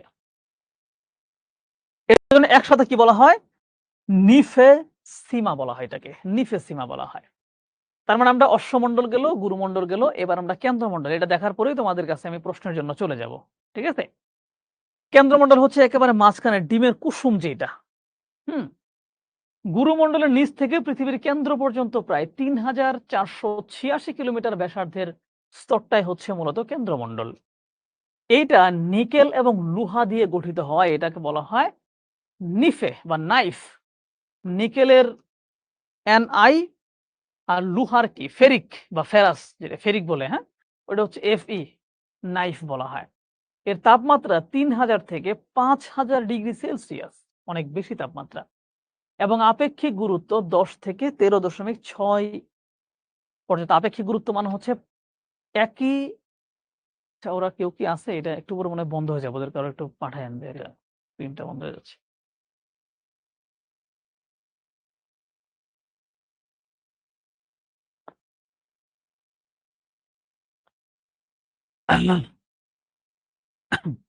এখানে যে কাউন্টডাউন দেখাচ্ছে, বন্ধ হয়ে যাবে নাকি রে? আপেক্ষিক গুরুত্ব হচ্ছে ১০ থেকে ১৩.৬ পর্যন্ত হয়। তার মানে আপেক্ষিক গুরুত্ব জিনিসটা কি? যে একই ধরনের তাপমাত্রায় মনে করো পানি, এই পানির তুলনায় ঠিক কত গুণ বেশি ঘন। সো পানির তুলনায় ১০ থেকে প্রায় ১৪ গুণ পর্যন্ত ঘন পদার্থগুলো ওই অবস্থায় থাকে। বাট বেশি গরম থাকার কারণে কিন্তু তরল, তরল একটা ভাব থাকে। কেন্দ্রমণ্ডল এবং গুরুমণ্ডলের মধ্যবর্তী বিভেদ রেখাকে গুটেনবার্গ বিযুক্তি রেখা বলা হয়। কেন্দ্রমণ্ডল এবং গুরুমণ্ডলের মাঝখানে যে বিভাজনকারী লেখা মানে যেখান থেকে ২ টা আলাদা হয়ে গেছে ওটাকে বলা হয় গুটেনবার্গ বিযুক্তি রেখা। সো এগুলো একটু নোট করে পড়তে হবে। ঠিক আছে? ভূকম্পন তরঙ্গের গতি প্রকৃতি অনুযায়ী কেন্দ্রমণ্ডলকে ২ টি প্রধান ভাগে ভাগ করা হয়েছে। একটা বহিঃকেন্দ্রমণ্ডল আর একটা হচ্ছে অন্তঃকেন্দ্রমণ্ডল। বহিঃকেন্দ্রমণ্ডল প্রায় ২২৭০ কিলোমিটার বিস্তৃত একটি স্তর। ভূকম্পনের এস তরঙ্গ মানে সেকেন্ডারি ওয়েভ এই স্তরের মধ্য দিয়ে যেতে পারে না। যা প্রমাণ করে এটি লোহা এবং নিকেলের এক তরল মিশ্রণ। সেকেন্ডারি স্তর জিনিসটা কি?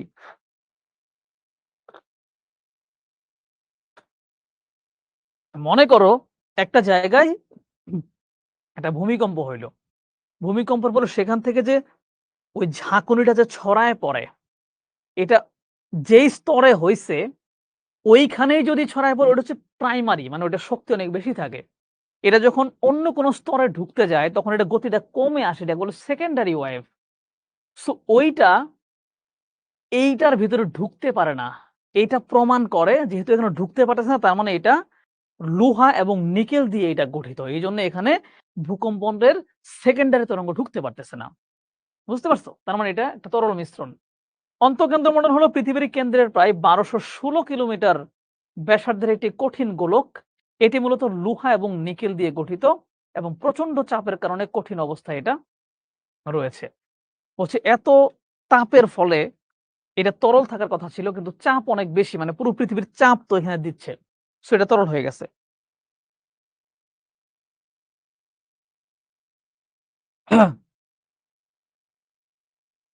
এইটা হচ্ছে সেই বিখ্যাত ডিম।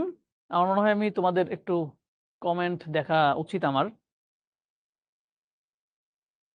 বলো একটা পার্ট মোটামুটি পড়ায় ফেললাম। কেমন বুঝতে পারলা? বা কোনো প্রবলেম আছে কিনা? থাকলে একটু বলো। এরপর আমরা হচ্ছে পরের অংশে চলে যাব।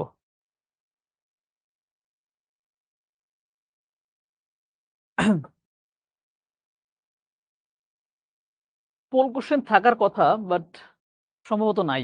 বাট রাখবো।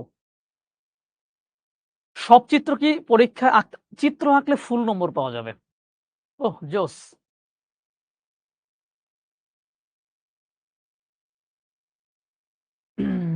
ভূত্বকের গভীরতা ২০ কিলোমিটার। হ্যাঁ, এইটা হচ্ছে ধরো এই যে গভীরতাগুলো দেখতেছো না? গভীরতা তারপরে হচ্ছে এদের যে আয়তন যেই সংখ্যাগুলো দেখতেছো, এইটা কিন্তু দেখি এখানে কি আমি যেটা কেটে দিলাম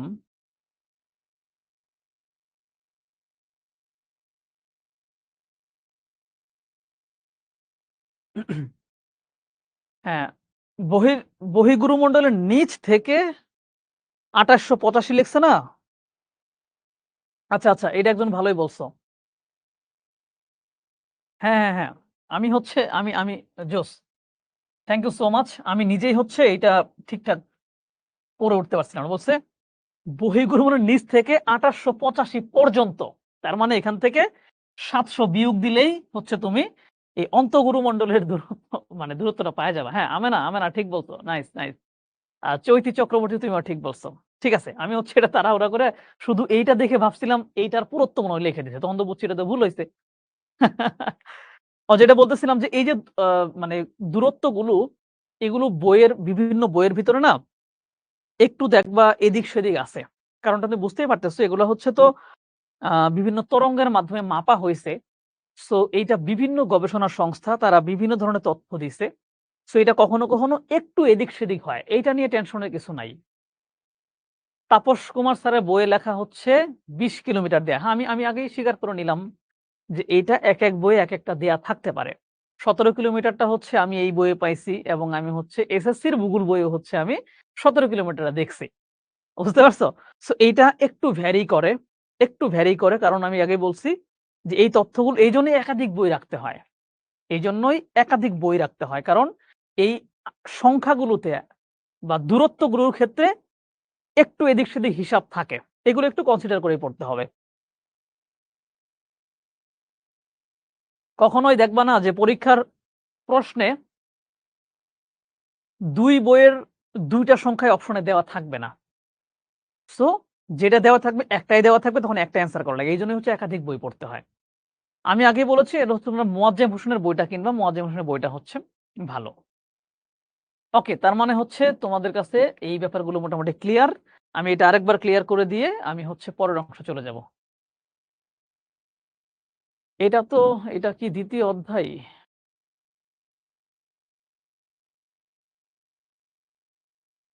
কেন এটা কি অধ্যায় বলো তো? ২য় অধ্যায় তো, অধ্যায় ২ পৃথিবীর গঠন। স্যার ৮ তারিখ কি ক্লাস হবে না? নোটিশ দিল যে সার্ভার বন্ধ। আ এখন পর্যন্ত জানি ক্লাস শেষে গিয়ে আমি হয়তো দেখতে পারবো। ক্রাস্টের নিচের স্তর কি গুরুমণ্ডল? না, ক্রাস্টের সরাসরি নিচের স্তর গুরুমণ্ডল না। ক্রাস্টের নিচে এই ধরো অশ্বমণ্ডলেরই কিছু একটা অংশ আছে, তারপরে হচ্ছে গুরুমণ্ডল শুরু হয়ে গেছে। প্রথমে বলছে জিওগ্রাফির জন্য অ্যানিমেটেড ভিডিও থাকলে ভালো হয়। হ্যাঁ, ভালো হয়, বাট ওটা যেহেতু বানানো হয় নাই, তোমাদের জন্য মাত্র স্টার্ট করলাম। আমি ক্লাসের ভিতরেই কিছু অ্যানিমেটেড দেখায় দেব। ঠিক আছে? জিওগ্রাফিতে অনার্স করলে বিএসসি ডিগ্রি দেয়। হ্যাঁ, জিওগ্রাফিতে অনার্স করলে বিএসসি ডিগ্রি দেয়।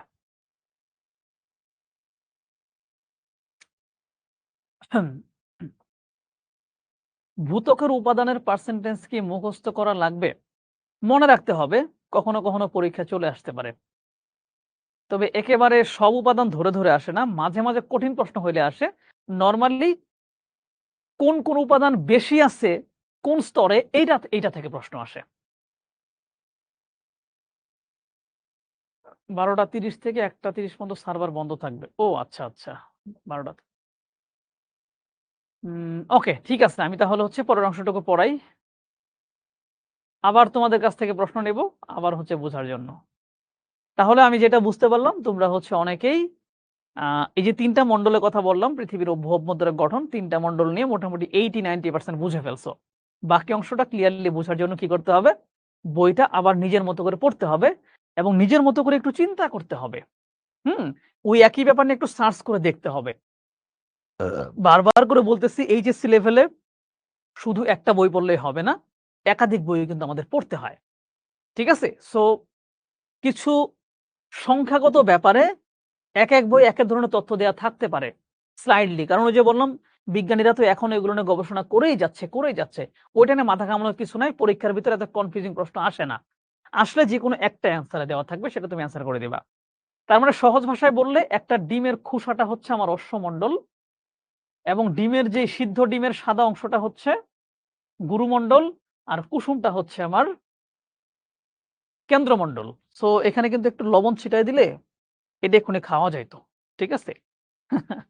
এবার পৃথিবীর ভূমিরূপ আমরা দেখব। মানে পৃথিবীর আমরা ভেতরের পার্ট দেখে ফেললাম, তাই না? চিত্র আঁকানো কিন্তু সহজ। এই যে এরকম আঁকায় দিবা। এটুকু বলবা কেন্দ্র, এটুকু হচ্ছে গুরু, এটা হচ্ছে অশ্ব। অশ্ব, গুরু আর কেন্দ্র। এভাবে আঁকায় দিবা একদম সহজভাবে। এতক্ষণ আমরা ভেতরে জিনিস দেখলাম, এবার এই উপরের অংশ নিয়ে আলোচনা করব যে উপরের অংশে কি কি আছে, পৃথিবীর রূপটা কেমন। এইটা হচ্ছে খুব ইন্টারেস্টিং। তো পৃথিবীর ভূমিরূপগুলো প্রধানত ৩ রকম। ভূমিরূপ বলতে বোঝাচ্ছে আমাদের যে ভূত্বক, মানে আমরা যেখানে হাঁটাচলা করতেছি, যেখানে বসবাস করতেছি,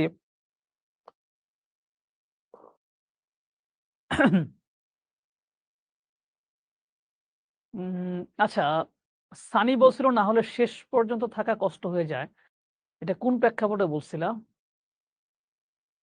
শুভা আক্তার মোয়াজ্জেম স্যারের বইটা কিনছো, খুব ভালো করছো। এটা সবচেয়ে সানি আচ্ছা, সানি একটু ব্রেক দিলে ভালো হয়। এই যে ব্রেকের পরিবর্তিত আমরা তখন একটু কথাবার্তা বললাম, তাই না? একটু কথাবার্তা বলি না মাঝে মাঝে? ব্রেক দিয়ে একবার চলে যাওয়া কি ভালো? তোমার সাথে কথাবার্তা হচ্ছে, এটাই আমার সবচেয়ে বড় ব্রেক। মাঝখানে আরেকবার একটু ব্রেক দিয়ে আবার নিজের গল্প-টল্প করব। ১.৫ ঘন্টা ক্লাস তোমার নরমালি করতেই হবে। কারণটা হচ্ছে, তুমি এখন এইচএসসি তে পড়ো। তোমার এইটুকু ক্লাস যদি তুমি টানা না করতে পারো, মাঝখানে আমরা এত গল্প করি, কথাবার্তা বলি, তাও যদি না করতে পারো, তাহলে তো সমস্যা। সায়েন্সের শিক্ষার্থীরা তো আমাদের এখানে গত কয়েক বছর যাবৎ পড়তেছে। ওরা কিন্তু ১.৫ ঘন্টা করে ক্লাস করে এবং অনেক সময় ১.৫ ঘন্টার জায়গায় কোনো একটা টপিক যখন শেষ না হয়, টিচাররা সেটা ২ ঘন্টা ২.৫ ঘন্টা পর্যন্ত পড়ায়। আজকে একটা তথ্য তোমাদের সাথে শেয়ার করি। যারা অ্যাডমিশনের জন্য আমাদের এখানে কোচিং করতেছে, অ্যাডমিশনের ক্লাসগুলো কতক্ষণ হয় জানো? অ্যাডমিশনের ক্লাসের টাইম দেওয়াই থাকে ২.৫ ঘন্টা। কিন্তু ২.৫ ঘন্টায় আমাদের এত টপিক কভার করতে হয়, আমি কোনোদিন ৩ ঘন্টা ৩.৫ ঘন্টার আগে ক্লাস শেষ করতে পারি না। সো ৩ ঘন্টা ৩.৫ ঘন্টা এইখানে দাঁড়ায় টানা কথা বলতে হয়, টানা কথা বলতে হয়। সেটা যদি আমি বলতে পারি, তুমি ১.৫ ঘন্টা বসে ক্লাস করতে পারবা না? পারবা। এই মনোবলটা ধরে রাখো। ঠিক আছে? আমরা প্রধান ভূমিরূপগুলো দেখি। ভূমিরূপ হচ্ছে মূলত আমাদের পৃথিবীর উপরের অংশ আসলে কি ধরনের মাটি? কোন জায়গায় মাটি উঁচা, কোন জায়গায় নিচা, কোন জায়গায় সমান, এটা নিয়ে আলোচনা হবে। বলছে ভূপৃষ্ঠের বৈচিত্র্যময় রূপ অর্থাৎ পর্বত, মালভূমি বা সমতল ভূমিকে একত্রে ভূমিরূপ বলা হয়। ভূমিরূপ মূলত ভূত্বকের উত্থান, ক্ষয় এবং নিম্নভূমি ভরাট হওয়ার মতো বিভিন্ন প্রক্রিয়ার মাধ্যমে সৃষ্টি হয়। বিভিন্ন কারণে ভূত্বকের উত্থান ঘটে। পৃথিবীর এই উপরের অংশটা উপর দিকে উঠে যায়। কখনো নিচের দিকে নেমে যায়। কোন উঁচু অংশ ক্ষয় হয়ে যায়। এরকম নানান কারণে এটা সৃষ্টি হয়। ভৌগোলিকভাবে পৃথিবীর প্রধান ভূমিরূপগুলোকে ৩ টি ভাগে ভাগ করা হয়েছে। ভৌগোলিকভাবে আমরা ৩ ভাগে ভাগ করেছি। একটা হচ্ছে পর্বত, আরেকটা হচ্ছে মালভূমি, আরেকটা হচ্ছে সমভূমি। নদীর মোহনায় অবস্থিত বদ্বীপ সমভূমিগুলো পলি দ্বারা গঠিত হওয়ায় অত্যন্ত উর্বর হয়। নদীর মোহনায় মনে করো একটা নদী পর্বতে উৎপত্তি লাভ করে সেটা প্রবাহিত হয়ে একটা সমুদ্রে গিয়ে পড়েছে। যেই জায়গায় সে সমুদ্রে গিয়ে পড়ছে, ওই জায়গায় নদীর গতি কিন্তু অনেক কমে যায়। নদীর স্রোত একদম গতি কমে যায়। নদীর সাথে ভেসে আসা বিভিন্ন পলি, মাটি এগুলো নিচে জমা হয়ে সেখানে একটা সমভূমি গড়ে ওঠে। বুঝতে পারছো? এই সমভূমিটাকে বলা হয় বদ্বীপ এবং ওইটা যেহেতু পলি মাটি দ্বারা গঠিত তাই এটা অনেক বেশি উর্বর থাকে। এটা এখানে একটু তোমাদের বলে দিয়েছি। তার মানে প্রধান ভূমিরূপ হচ্ছে পর্বত, মালভূমি আর হচ্ছে সমভূমি। এই চিত্রের মাধ্যমে আমরা পুরো ব্যাপারটা ক্লিয়ার হয়ে যাবে আমাদের। এটা হচ্ছে সমুদ্র। আর সমুদ্রের সাথে মোটামুটি লাগানো যে বিশাল সমতল অঞ্চল এটাকে বলা হয় সমভূমি। সমভূমির চাইতে উঁচু একটা বিশাল সমতল জায়গা এটাকে বলা হয় মালভূমি। আর মালভূমির চাইতে উঁচু, বিশাল উঁচু এটাকে বলা হয় পর্বত। ঠিক আছে? আমরা যদি আরো সহজ করে দেখি, এটা হচ্ছে ধরো সমুদ্র। এটা হচ্ছে সমুদ্র। এই সমুদ্রের ঠিক কাছেই যেই হালকা উঁচু বিশাল সমতল অঞ্চল এটা হচ্ছে সমভূমি। তারপরে এরকম উঁচু হয়ে একটা বিশাল বড় সমতল অঞ্চল এটা হচ্ছে মালভূমি। আর এই আরো অনেক বেশি উঁচু এটা হচ্ছে পর্বত। এটা হচ্ছে সমভূমি। তাহলে মালভূমি কি জিনিস? সমভূমির চাইতে উঁচু, পর্বতের চাইতে নিচু এবং সমতল হতে হবে। এটা হচ্ছে মালভূমি। যেমন তিব্বত, চীনের তিব্বত কিন্তু বিশাল বড় মালভূমি। অনেক বড় জায়গা বাট উঁচু। অস্ট্রেলিয়া, অস্ট্রেলিয়া কিন্তু অনেক বেশি জায়গা সমতল বাট উঁচু, মালভূমি। সো আমরা এখান থেকে এটা দেখলাম। তো পর্বত নিয়ে হচ্ছে আমরা একটু আলোচনা করি। কারণ এর পরের ক্লাসগুলোতে আমরা মালভূমি এবং সমভূমি নিয়ে কথা বলব। সো পর্বত নিয়ে কিছু বিষয়। পর্বতের গড় উচ্চতা হতে হবে বেশি। সেইটা ১,০০০ মিটারের বেশি হইতে হয়। ১,০০০ মিটারের কম হলে সেগুলোকে আমরা পাহাড় বলি। এইটার হিসেবে বাংলাদেশে পর্বতের সংখ্যা হাতে গোনা কয়েকটা। যেগুলো ১,০০০ মিটারের বেশি যেমন তাজিং ডং ১২৩১ মিটার। তারপরে হচ্ছে কেওক্রাডং ১২৩০ মিটার, মোদক মোয়াল, তারপরে আরেকটা আছে। এরকম ৪ টা সর্বোচ্চ আমাদের ১,০০০ মিটারের উপরে। বাকিগুলো সবই ১,০০০ এর নিচে। বুঝতে পারছো? ১,০০০ এর নিচে। তো এখানে আরেকটা সংজ্ঞা আমি দেখেছি অন্য জায়গায়। সেখানে বলেছে ৮০০ মিটারের বেশি হইলেই সেগুলোকে পর্বত বলে। আর ৮০০ মিটারের কম হইলে সেগুলোকে পাহাড় বলে। আবার নেপালে গেছিলাম। নেপালের ওরা পর্বত বলে হচ্ছে যেগুলোতে বরফ জমে থাকে শুধু ওইগুলোকে। বরফ না জমলে ওদের কাছে ওটা পর্বতই না, ওটা কিছুই না। আর আমাদের কাছে একটু উঁচু হইলেই আরে বাপরে বাপ বিরাট গাছ। ঠিক আছে? তো পর্বতের গড় উচ্চতা হবে বেশি, যেটা ১,০০০ মিটারের বেশি হয়। ভূমিভাগ হবে অত্যন্ত বন্ধুর। ভূমিভাগ মানে কি? এই যে উপরের অংশটা বন্ধুর মানে কোথাও উঁচু থাকবে, কোথাও নিচু থাকবে, উঁচু নিচু থাকবে। এটাকে বলা হয় বন্ধুর। উপরিভাগ থাকবে অসমতল। এটা সমতল থাকবে না। এরকম। সমতল হয়ে গেলে কিন্তু এটা মালভূমি হয়ে যাবে। কারণ উঁচু এবং সমতল তো এরকম মালভূমি। ভূমির ঢাল হবে খাড়া। ঢাল কি জিনিস? মনে করো এটা একটা চূড়া। এখান থেকে এই যে নামলো এটা হচ্ছে ঢাল। এটা থাকবে খাড়া। সুউচ্চ গিরিশৃঙ্গ থাকবে। মানে সুউচ্চ ভিন্ন শৃঙ্গ থাকবে। এই যে শৃঙ্গ এগুলা। এবং কি বলছে উপত্যকা মানে ২ টা শৃঙ্গের মাঝখানে এরকম ফাঁকা জায়গা থাকবে। ওটাকে বলা হবে ভ্যালি বা উপত্যকা। বিস্তীর্ণ অঞ্চল জুড়ে সমভূমি থাকবে না। গঠন এবং ভূপ্রকৃতি হবে জটিল, ভাঁজ এবং চ্যুতি ইত্যাদি থাকবে। এখানে একটা ছোট্ট ভিডিও আছে। আমি তোমাদের ভিডিওটা একটু দেখাই। যারা হচ্ছে আগের ক্লাসে ফ্রি ক্লাসটা যারা করছিলা তারা ইতোমধ্যেই ভিডিওগুলো দেখে ফেলছো। বাট এখানে ছোট্ট ভিডিও আছে। এটা একটু দেখো। এইটা হচ্ছে একেবারে হিমালয় পর্বতের এরিয়া। দেখতেই পাইতেছো যে এই যে এখানে একটা মানুষ কিন্তু ঘুরে বেড়াচ্ছে হিমালয়ে। এই যে এগুলো হচ্ছে একেকটা চূড়া। এইটা একটা চূড়া। এই যে ২ টা চূড়ার মাঝখানে যে গ্যাপ বা ফাঁকা জায়গাটা ওইটাকে বলা হয় ভ্যালি বা উপত্যকা। এইটা একটা চূড়া, এদিকে আরো চূড়া আছে। এর মাঝখানে যে ফাঁকা জায়গাটুকু গ্যাপ এইটাকে বলা হচ্ছে উপত্যকা। এখানে কিন্তু কোনো সমভূমি নাই। সব উঁচু জিনিস। তাই না? দেখো। এই যে মাঝখানে জায়গাগুলোকে ভ্যালি বলা হয়। এগুলোকে একেকটা উঁচু নিচু হইতে একেকটা উপরের বিন্দু এটাকে বলা হয় হচ্ছে চূড়া বলা হয়, পর্বত চূড়া। যেমন পৃথিবীর সবচেয়ে উঁচু পর্বতচূড়ার নাম কি? এভারেস্ট। যেটা কোথায়? হিমালয় পর্বতে। হিমালয় পর্বতমালার মধ্যে একটা উঁচু জায়গাকে বলা হয় এভারেস্ট। ঠিক আছে? এরপরে দেখো কার ছবি চলে আসছে। এরপরে হচ্ছে তোমাদের পরিচিত একটা মানুষের ছবি চলে আসছে। আমি রিসেন্টলি নেপাল গিয়েছিলাম। নেপালে গিয়ে এই পর্বত কিন্তু দেখে আসছি। আমার পিছনে এই যে পিক গুলো দেখতে পাচ্ছ, আমি খুব কাছ থেকে দেখছি এগুলা। এগুলো হচ্ছে অন্নপূর্ণা পিক বলে এগুলাকে। এই টোটাল রেঞ্জটাকে বলা হয় অন্নপূর্ণা রেঞ্জ। এবং এই যে এই পর্বত এবং এই যে সবুজ পর্বত, এটার মাঝখানের যেই গ্যাপটা ওইটাই হচ্ছে ভ্যালি। তুমি এখানে কোথাও সমতল ভূমি দেখতে পারবা না। এবং খুব খাড়া ঢাল দেখতে পারতেছো, তাই না? এই খাড়া ঢাল। এবং আমি যেখানে দাঁড়ায় আছি এইটাও একটা পর্বতের উপরেই। আমাকে হচ্ছে প্রায় ২০০ মিটার নিচে নামায় দিছিল। আমি হেঁটে এই পর্বতের চূড়ায় উঠছি। উঠার পর আমি এই জিনিসগুলো এখান থেকে খুব কাছ থেকে দেখতে পারছি। ঠিক আছে? সো এখানেও সেম অবস্থা। ওই একই জিনিস আমি আরেকবার দেখালাম। এই যে ওগুলো হচ্ছে একেকটা চূড়া, একেকটা চূড়া। সো আমার মনে হয় পর্বত নিয়ে আর কোনো কনফিউশন নাই। এবার পর্বতের প্রকারভেদগুলো আমরা একটু দেখার চেষ্টা করব। পর্বতের অসংখ্য প্রকারভেদ আছে।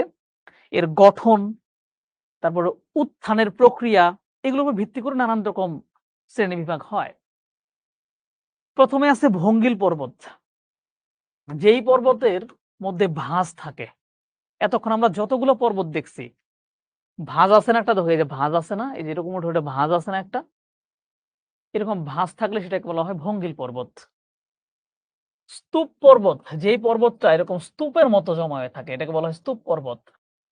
ল্যাকলিত পর্বত এটাও এই যে এরকম স্তূপের মতোই হয়ে থাকে বাট ভিন্ন একটা কারণে হয়। আগ্নেয় পর্বত, নিচে থেকে এই যে ভূপৃষ্ঠের ভেতরে দেখলাম না লুহা আছে, অ্যালুমিনিয়াম আছে, এগুলো অনেক তাপে কি গলে আছে কিন্তু। এই গলে থাকা পদার্থ যদি কখনো পৃথিবীর ভূপৃষ্ঠ ছিদ্র করে বাইরে বেরোয় আসে, পৃথিবীর উপরে তো তাপমাত্রা কম, ওরা বাইরে বের আসে কি হবে? ঠান্ডা হয়ে জমে যাবে, জমে স্তূপ আকারে জমা হয়ে নতুন পর্বত গঠিত হয়ে যাবে। ওটাকে বলা হবে তখন আগ্নেয় পর্বত। আবার একটা আছে কি ক্ষয়জাত পর্বত।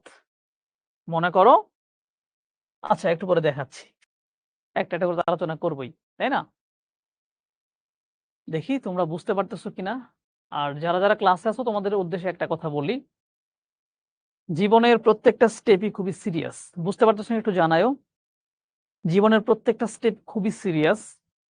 কোনো ক্লাসকে কম সিরিয়াসলি নেওয়ার কোনো উপায় নাই। তুমি যদি মনে করো যে তুমি একাই সব কভার করতে পারবা, তুমি একাই সব পড়ে ফেলতে পারবা, ১ ঘন্টা ক্লাস করেছি আর ০.৫ ঘন্টা ক্লাস আমি করব না, এটা হবে তোমার জীবনের অন্যতম বড় ভুল। বুঝতে পারছো? তরঙ্গ মানে তো হচ্ছে PSI তরঙ্গ। আমি তো বলছিলাম সেকেন্ডারি তরঙ্গের কথাটা। নওশীন বলছে আমার এই অধ্যায়টা হ্যাঁ ভাই অনেক সুন্দর বুঝতে ফারহানা অনেক সুন্দর বুঝতে পারতেছে। মালভূমিটা হচ্ছে ঠিক এর পরের ক্লাসে মালভূমি নিয়ে বিস্তারিত আলোচনা হয়ে যাবে। নিশাত বলেছে সব পানি, পানি হয়ে যাচ্ছে। জোস। আমি আবারও তোমাদের বলি যদি আসলেই মানে পানি, পানি হয়ে যায়, ভালো লাগে, তোমরা কিন্তু আমার পক্ষ থেকে আমাদের শিখবজিত গ্রুপে একটু প্রচারণা কইরো যে মানবিকের ক্লাস হচ্ছে। ঠিক আছে? Thank you for the video clip. আমি যে নেপালে ঘুরতে গেছিলাম, আমার কিন্তু একটা ভিডিও বানাইছি আমি। চাইলে তোমরা আমার ইউটিউব চ্যানেলে গিয়ে দেখেও আসতে পারবা। পর্বত দেখায় দিছি। হ্যাঁ, মাসুমা বলছে পড়তে হবে অনেক। নিশ্চয়ই অনেক পড়তে হবে, অনেক পড়তে হবে। অনেক বেশি না পড়লে হবে না। তুমি কলেজে উঠছো, কয়দিন পরে বিশ্ববিদ্যালয়ে পড়তে যাবা। তোমার কি বেশি করে পড়তে হবে না? পড়তে হবে। সো আমরা একটা, একটা করে পর্বতের ব্যাপারগুলো দেখি। ভঙ্গিল পর্বত হচ্ছে গিরিজনী আলোড়নের ফলে সৃষ্টি হয়। গিরিজনী আলোড়ন জিনিসটা কি? আজ থেকে অনেক, অনেক বছর আগে। পৃথিবীর যে ভূত্বকটা দেখতে পাচ্ছ, এদের ভেতরে শক্তির কম বেশি ইত্যাদি কারণে এরকমভাবে আলোড়ন করে নড়ে উঠছিল। এই নড়ে উঠার ফলে পৃথিবীর কোনো একটা জায়গায় এবড়ো-থেবড়ো হয়ে মানে ভূত্বক অনেক উপরে উঠে গেছে। তখন এরকম ভাঁজের সৃষ্টি হইছে। বুঝতে পারছো? মনে করো তুমি যদি এক বালতি বালি একটা জায়গায় এরকম সমান করে রাখো। মনে করো এমন একটা কাঠের উপরে রাখলা। এরপর তুমি কাঠ ধরে একটা ঝাঁকি দিলা। ওই বালিগুলো কি আর সমান্তরাল থাকবে? দেখবা কোনো বালি উপর দিকে উঠে গেছে, কোনোটা নিচে নেমে গেছে। একটা পর্বতের মতো মনে হবে তোমার কাছে। বুঝতে পারছো? ওই যে নড়ে উঠলো এটাকে বলা হয় গিরিজনী আলোড়ন। গিরি মানে কি? গিরি মানে কিন্তু পাহাড়। বুঝতে পারছো? বা পর্বত। সো এই পর্বত সৃষ্টির যে আলোড়ন, এইটার ফলে এই ধরনের পর্বতগুলো সৃষ্টি হয়। ভাঁজ বা ভঙ্গ থেকেই ভঙ্গিল কথাটা আসছে। এটার প্যাটার্ন কেমন? এই যে ভাঁজ, ভাঁজ হয়ে থাকে। মনে হয় যে একটা কাগজ ভাঁজ করে ছেড়ে দিছে। ভারতের হিমালয়, ইউরোপের আল্পস, রকি, আন্দিজ এগুলো সবই হচ্ছে ভঙ্গিল পর্বত। ভঙ্গিল পর্বত হচ্ছে একটা বিশাল অঞ্চল জুড়ে থাকে। এই পর্বতের বিভিন্ন পিকের নাম থাকে। যেমন এই হিমালয়ের ভিতরেই একটা সর্বোচ্চ পিকের নাম হচ্ছে এভারেস্ট, যার উচ্চতা পৃথিবীর সবচেয়ে বেশি। সেটা হলো ভঙ্গিল পর্বত। ভঙ্গিল পর্বত উৎপত্তি কেমনে হয়েছে এইটা আমরা আরো চমৎকারভাবে বোঝার চেষ্টা করব পাত সংস্থান তত্ত্বের ভিত্তিতে। এইখানে একটা ছবি আছে। এই ছবির আগে তোমাদের আমি নিজে একটা জিনিস বোঝানোর চেষ্টা করব। আমি বলবো তোমরা যারা এখনো ক্লাসে আছো, অনেকেই ক্লাসে আছো, আমি এখন যে বিষয়টা বোঝাবো এইখানে তোমরা যদি বিন্দু মাত্র কম মনোযোগ দাও, এটা কিন্তু তুমি আর বুঝতে পারবা না। সো বিন্দু মাত্র কম মনোযোগ দেয়া যাবে না এখন যেটা বোঝাচ্ছি। আমি এখন তোমাদের বোঝাবো plate tectonic theory. Plate tectonic theory. এই প্লেট টেকটনিক থিওরির সাথে জড়িত এই পর্বত উত্থানের ব্যাপারটা। প্লেট টেকটনিক থিওরির সাথে জড়িত ভূমিকম্পের ব্যাপারটা। মনোযোগ দাও, খুব ভালো করে মনোযোগ দাও এবং আমি যা যা বলবো সেটাই করবা। তুমি মনে মনে একটা গামলা হাতে নাও। গামলা। আমি একটা গামলা নিলাম। এটা কি? এটা একটা গামলা। গামলার ভিতরে আমি প্রচুর পানি রাখলাম, পানিতে ভরে রাখলাম। গামলা আমি পানিতে ভরে রাখলাম। এবার তুমি তোমার গামলার ভিতরে পানি দিয়ে ভরে রাখো মনে মনে। তুমি বাসায় যে প্লেটে খাও, মেলামাইনের প্লেট হতে পারে, খালি প্লেট নিয়ে আসো কয়েকটা। নিয়ে আইসা এই পানির উপরে একটা একটা করে প্লেট রাখো। আমি এটা অন্য কালারে দেই, তাহলে বুঝতে সুবিধা হবে। আমি মনে করি এখানে একটা প্লেট রাখলাম। হুম। এটা কি করতেছে? পানির উপরে কিন্তু ভাসতেছে। ঠিক এর পাশে আমি আরেকটা প্লেট রাখলাম। এইটাও পানির উপরে ভাসতেছে। পাশে আমি আরেকটা প্লেট রাখলাম। এইটাও পানির উপরে ভাসতেছে। এরপর আমি আরেকটা প্লেট রাখলাম। সবগুলো প্লেট পানির উপরে ভাসার ফলে আমি উপর থেকে তাকায় আর পানি দেখতে পারতেছি না। দেখতেছি সবগুলাই প্লেট। বুঝো কিন্তু। এবার আমার হাতে মনে করো আটা আছে। আমি এই থালার উপরে আমি আটা বিছাইয়া দিলাম। আটার কালারটা আমি অন্যরকম দেই, সাদা দেই। এইখানে আমি আটা বিছিয়ে দিয়ে এই প্লেটটা আমি মনে করো ভরে ফেললাম। ঠিক আছে? ভরে ফেললাম। এইটাও আমি আটা দিয়ে ভরে ফেললাম বাট এইখানে একটু উঁচু করে ভরলাম। একটু উঁচু করে ভরলাম। এখানে একটু কম করে উঁচু করলাম। আটা দিয়ে ভরে ফেললাম। এইখানে আমি একটু নিচু জায়গা রাখলাম। হুম? একটু কম করে নিচু করে ভরছি।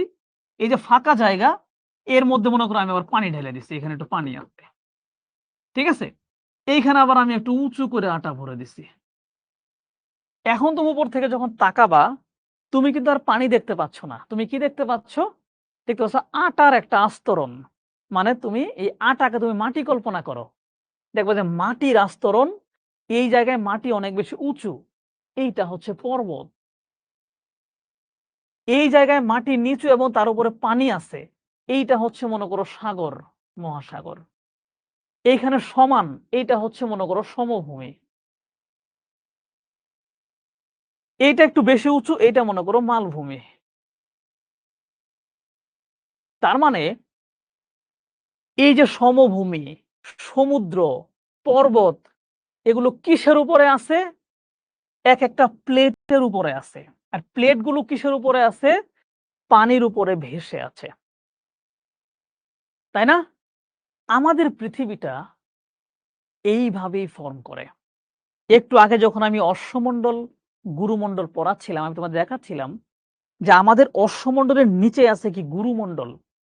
গুরুমণ্ডলের ঠিক উপরের স্তরে একটা নতুন স্তর আছে যেখানে ধাতব পদার্থগুলো উচ্চ তাপের কারণে গলিত অবস্থায় তরল হয়ে আছে। ওই তরল জিনিসের উপরে আমাদের এই অশ্বমণ্ডল বা উপরের অংশটা ভেসে আছে। কিভাবে ভেসে আছে? বিভিন্ন প্লেটে বা খণ্ডে খণ্ডে বিভক্ত হয়ে ভেসে আছে। ঠিক যেমন এখানে আমি একটা প্লেটে ভাগ করছি। তার মানে এই যে ভেতরের যে জিনিসগুলা, এগুলা কি? এগুলো হচ্ছে উত্তপ্ত ধাতব পদার্থ, উত্তপ্ত ধাতব পদার্থ। এখন তুমি যখন পানিকে অনেক বেশি গরম করো, সেই পানি কি হয়? উপর দিকে উঠে যায় না? তুমি যদি লোহাকে গরম করো, ধীরে ধীরে লোহা গলে যাবে। গলার পরে সেটা কিন্তু বাষ্প হয়ে উপর দিকে উঠতে থাকবে। তার মানে এইখানে যেই তরল পদার্থগুলো আছে আমাদের ঠিক মাটির নিচে, ওগুলা কি অবস্থায় আছে? গলিত অবস্থায় আছে। এরা কিন্তু উপর দিকে আসতে চায়। নড়াচড়া করে, ফুটে। আর এই ফুটার কারণে তুমি চিন্তা করো তুমি যে গামলার উপরে রাখছো, এই প্লেটগুলো কি? যেহেতু ভাসতেছে, হালকা করে একটু নড়াচড়া করে না? নড়াচড়া করে। এই যে নড়াচড়া করতেছে, এটাকে বলা হয় প্লেট টেকটনিক। এই নড়াচড়ার ফলে যখন এই প্লেট আর এই প্লেট একটু ধাক্কা লাগে, তখন এই অঞ্চলে ভূমিকম্প হয়ে যায়। এই ২ প্লেট যখন বেশি জোরে ধাক্কা লাগে, তখন এইখানে যে আটাগুলো দিছিলাম আমি, সেই আটাগুলো কি হবে? ২ পাশ থেকে জোরে ধাক্কা পাইলে আটাগুলো এভাবে উপর দিকে উঠে যাবে। উপর দিকে উঠে যায়, সেখানে পর্বতের সৃষ্টি হয়। বুঝতে পারছো? তো আমাদের এই পৃথিবীর যে ভূপৃষ্ঠ বা এই যে এই ছবিটা দেখো। এই দেখো, এই যে খন্ড খন্ড ভাগে ভাগ করে রাখছি, এগুলো একেকটা প্লেটে বিভক্ত এবং এই একটা প্লেট আরেকটা প্লেটে যেখানে জয়েন্ট, এখানে মাঝে মাঝে ধাক্কা লাগে। যখন ধাক্কা লাগে তখন ভূমিকম্প হয়। জোরে ধাক্কা লাগলে কখনো কখনো মাটি-টাটি সব উপর দিকে উঠে যায়। উপর দিকে উঠে সেখানে পর্বতের সৃষ্টি হয়। এগুলো কিন্তু আজ থেকে কোটি কোটি বছর আগে এই প্লেটগুলো ধীরে ধীরে এইভাবে অনেক মুভমেন্ট করে কোনো জায়গা অনেক বেশি উঁচু হয়ে গেছে। যেমন আমাদের হিমালয় পর্বতমালা, যেখানে বর্তমানে হিমালয় পর্বত কোথায়? এই যে এই জায়গাতে, এখানে একটা সাগর ছিল একসময় এবং এই সাগরের ২ পাশে ২ টা প্লেট ছিল এবং সাগরের নিচে ছিল প্লেটের সংযোগস্থল। ২ টা প্লেট এমনভাবে চেপে আসছে মনে করো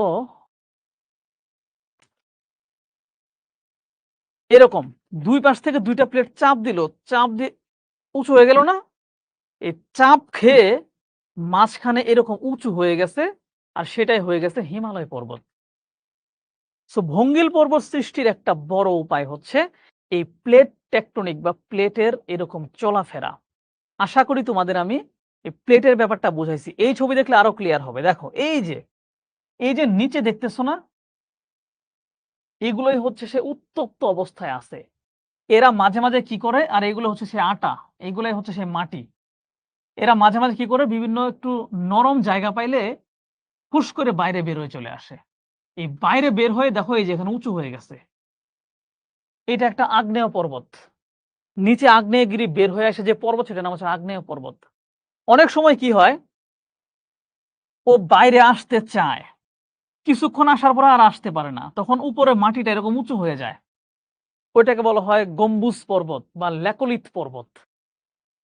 বুঝতে পারছো?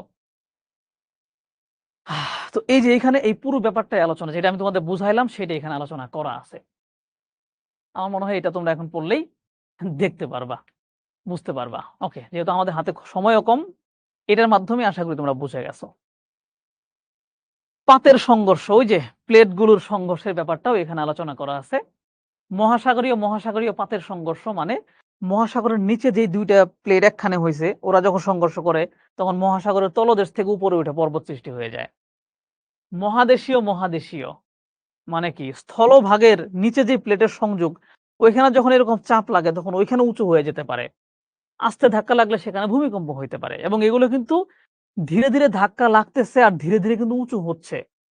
এখন হঠাৎ করে বুঝতে পারবা না। কয়েক কোটি বছর লাগবে সম্পূর্ণ ধাক্কা সম্পন্ন হইতে। আর কয়েক কোটি বছরে এই সম্পূর্ণ ধাক্কার ফলে একটা বড় পর্বত হয়ে উঠবে।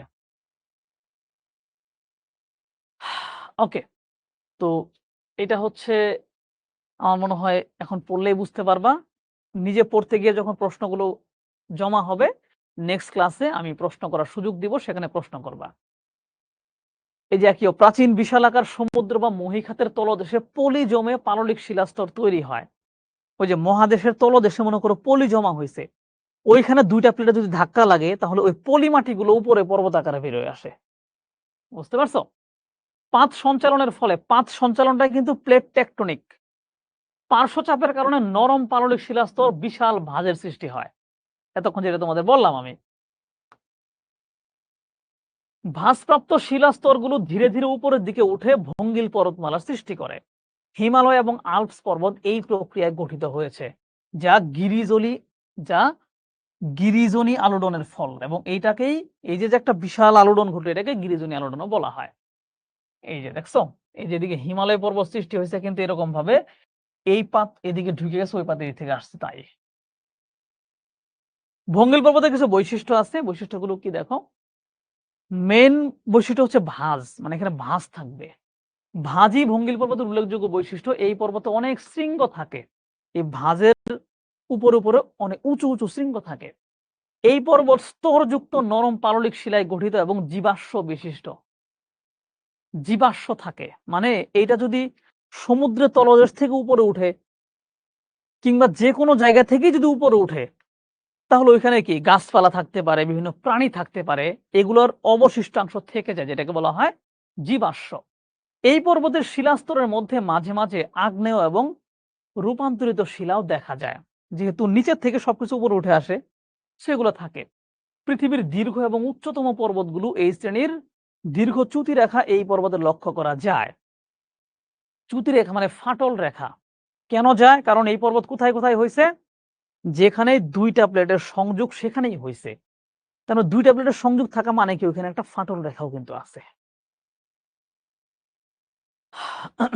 এই যে পর্বত। এরপর হচ্ছে স্তূপ পর্বত। ভঙ্গিল পর্বত যদি কেউ বুঝে ফেলে, বাকি পর্বত তার কাছে খুব ডাল ভাত। ইজিলি বুঝতে পারে। ঠিক আছে?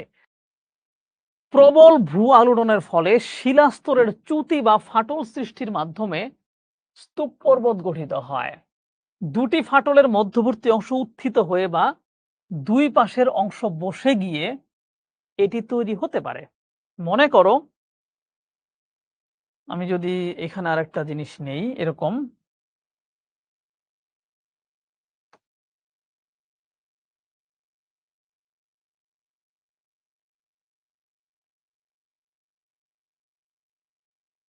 আচ্ছা, হইল না।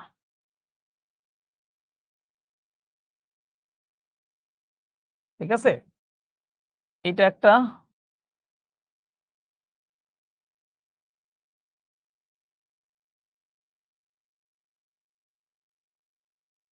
মনে করো এইটা হচ্ছে একটা উপরে সমভূমি অঞ্চল, তাই না? এখানে তুমি বসবাস করতেছো। এখন পৃথিবীতে এবং এখানে একটা করে জয়েন্ট আছে মনে করো। এই জয়েন্ট গুলো থাকার কারণে বা ফাটল আছে। এই ফাটল থাকার ফলে যদি এমন হয় হঠাৎ করে এমন একটা ভূমিকম্প টাইপের কিছু হইল যে ভূমিকম্পে এইটাও নিচে নেমে গেল, এইটাও নিচে নেমে গেল। মাঝখানে একটা অংশ থেকে গেল। তখন এটাকে বলা হবে স্তূপ পর্বত, স্তূপ আকারে থেকে যাওয়া। বুঝতে পারছো? অথবা যদি এমনও হয় যে মনে করো এরা এদের জায়গাতেই আছে, এমন ভাবে ভূমিকম্প বা নড়াচড়া হয়েছে যে ফুস করে চাপ লাগিয়ে এটা উপরে উঠে গেছে। এটাও কি? এটা উঁচু হয়ে গেল, সো এটাও একটা স্তূপ পর্বত। তো স্তূপ পর্বত হচ্ছে এরকম সহজ একটা বিষয়। সেম ভাবে এখানে দেখানো হয়েছে। বলছে দুটি ফাটলে হ্যাঁ, স্তূপ পর্বতের ২ পাশে খাড়া ঢাল সৃষ্টি হয়। মানে খাড়া ঢাল, এই যে একদম পুরো খাড়া ঢাল সৃষ্টি হয়। এবং চূড়া বা শীর্ষদেশ প্রায় সমতল থাকে, উপরের অংশটা সমতল থাকে। ভারতের বিন্ধ্য এবং সাতপুরা পর্বত এবং এদের মধ্যবর্তী নর্মদা উপত্যকা এর প্রধান উদাহরণ। এই যে যখন ২ পাশে ২ টা উঁচু হয়ে যায়, মাঝখানে যেই নিচু অংশ এটাকে বলা হয় তখন উপত্যকা। জার্মানির ব্ল্যাক ফরেস্ট এবং ফ্রান্সের ভোজ পর্বত স্তূপ পর্বতের প্রকৃষ্ট উদাহরণ। স্তূপ পর্বতের বৈশিষ্ট্য কি, কি? স্তূপ পর্বতের ঢাল খুব খাড়া হয়। কারণ স্তূপ পর্বত ধীরে, ধীরে উঁচু হয় না, ভূপৃষ্ঠ থেকে হঠাৎ মাথা তুলে দাঁড়ায়। ঠিক আছে? ভঙ্গিল পর্বতের ন্যায় স্তূপ পর্বত বিস্তীর্ণ অঞ্চলব্যাপী অবস্থান করে না। তবে মহাদেশের কোনো, কোনো অঞ্চলে, মহাদেশ মানে কিন্তু স্থলভাগ। বুঝতে পারছো? বিচ্ছিন্নভাবে স্তূপ পর্বত দেখা যায়। এই পর্বত খুব বেশি উঁচু হয় না। স্তূপ পর্বতের চূড়া চ্যাপ্টা আকৃতির হয়। ভঙ্গিল পর্বতের ন্যায় এই পর্বতের কোনো শৃঙ্গ থাকে না। এই যে দেখো পুরো সমান। মাঝখান থেকে ঠুপ করে বসে গেছে। এটা ভ্যালি বা উপত্যকা, এগুলো হচ্ছে স্তূপ পর্বত।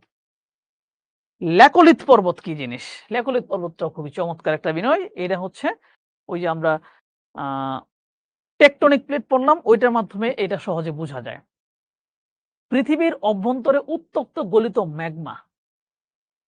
বুঝতে পারছো? ওই যে পৃথিবীর অভ্যন্তরে উত্তপ্ত অবস্থায় গলিত অবস্থায় কিছু ধাতব পদার্থ আছে, এগুলোকে কি বলা হয়? ম্যাগমা বলা হয়। এই ম্যাগমা যখন ভূপৃষ্ঠ ফাইটে বাইরে বের হয়ে আসে তখন এটাকে বলা হয় লাভা। যদি বের হয়ে আসতে না পারে তাহলে ভিতরে থাকলে এটাকে ম্যাগমাই বলা হয়। এই যে পৃথিবীর ভূ-অভ্যন্তরে উত্তপ্ত গলিত ম্যাগমা ভূপৃষ্ঠে আসার পথে বাধা পেয়ে জমাট বেঁধে এই পর্বত সৃষ্টি হয়। জমাট বাঁধা ম্যাগমার চাপে ভূপৃষ্ঠের উপরের শিলাস্তর পর্বতের মতো উঁচু হয়ে যায়। বোঝার চেষ্টা করো। এই যে এই জায়গাতে এটা উত্তপ্ত হয়ে বাইরে বের হতে চাচ্ছিল। কিন্তু এই পর্যন্ত আইসা ও ঠান্ডা হয়ে গেছে। কিন্তু ও যে ধাক্কাটা দিছে, এই ধাক্কায় কিন্তু ওর এই ধাক্কা দেওয়ার কারণে কিন্তু এইটা এইখানে উঁচু হয়ে গেছে কিন্তু। এবং ও এই জায়গায় জমাট বেঁধে গেছে। আর এখানে যে উঁচু হয়ে গেল, এই অংশটাই হয়ে গেল ল্যাকোলিথ পর্বত। যদি সে বের হয়ে আসতে পারত, এই যে এখানে যেমন কি করছে? একদম পুরো বের হয়ে চলে আসছে। বের হয়ে এগুলো চারপাশে পড়ছে। পড়ে জমা হয়ে, হয়ে একটা পর্বত হয়ে গেছে। এটাকে বলা হচ্ছে আগ্নেয় পর্বত। কারণ এখান থেকে যে বের হওয়া, এইটার নাম হচ্ছে আগ্নেয়গিরি।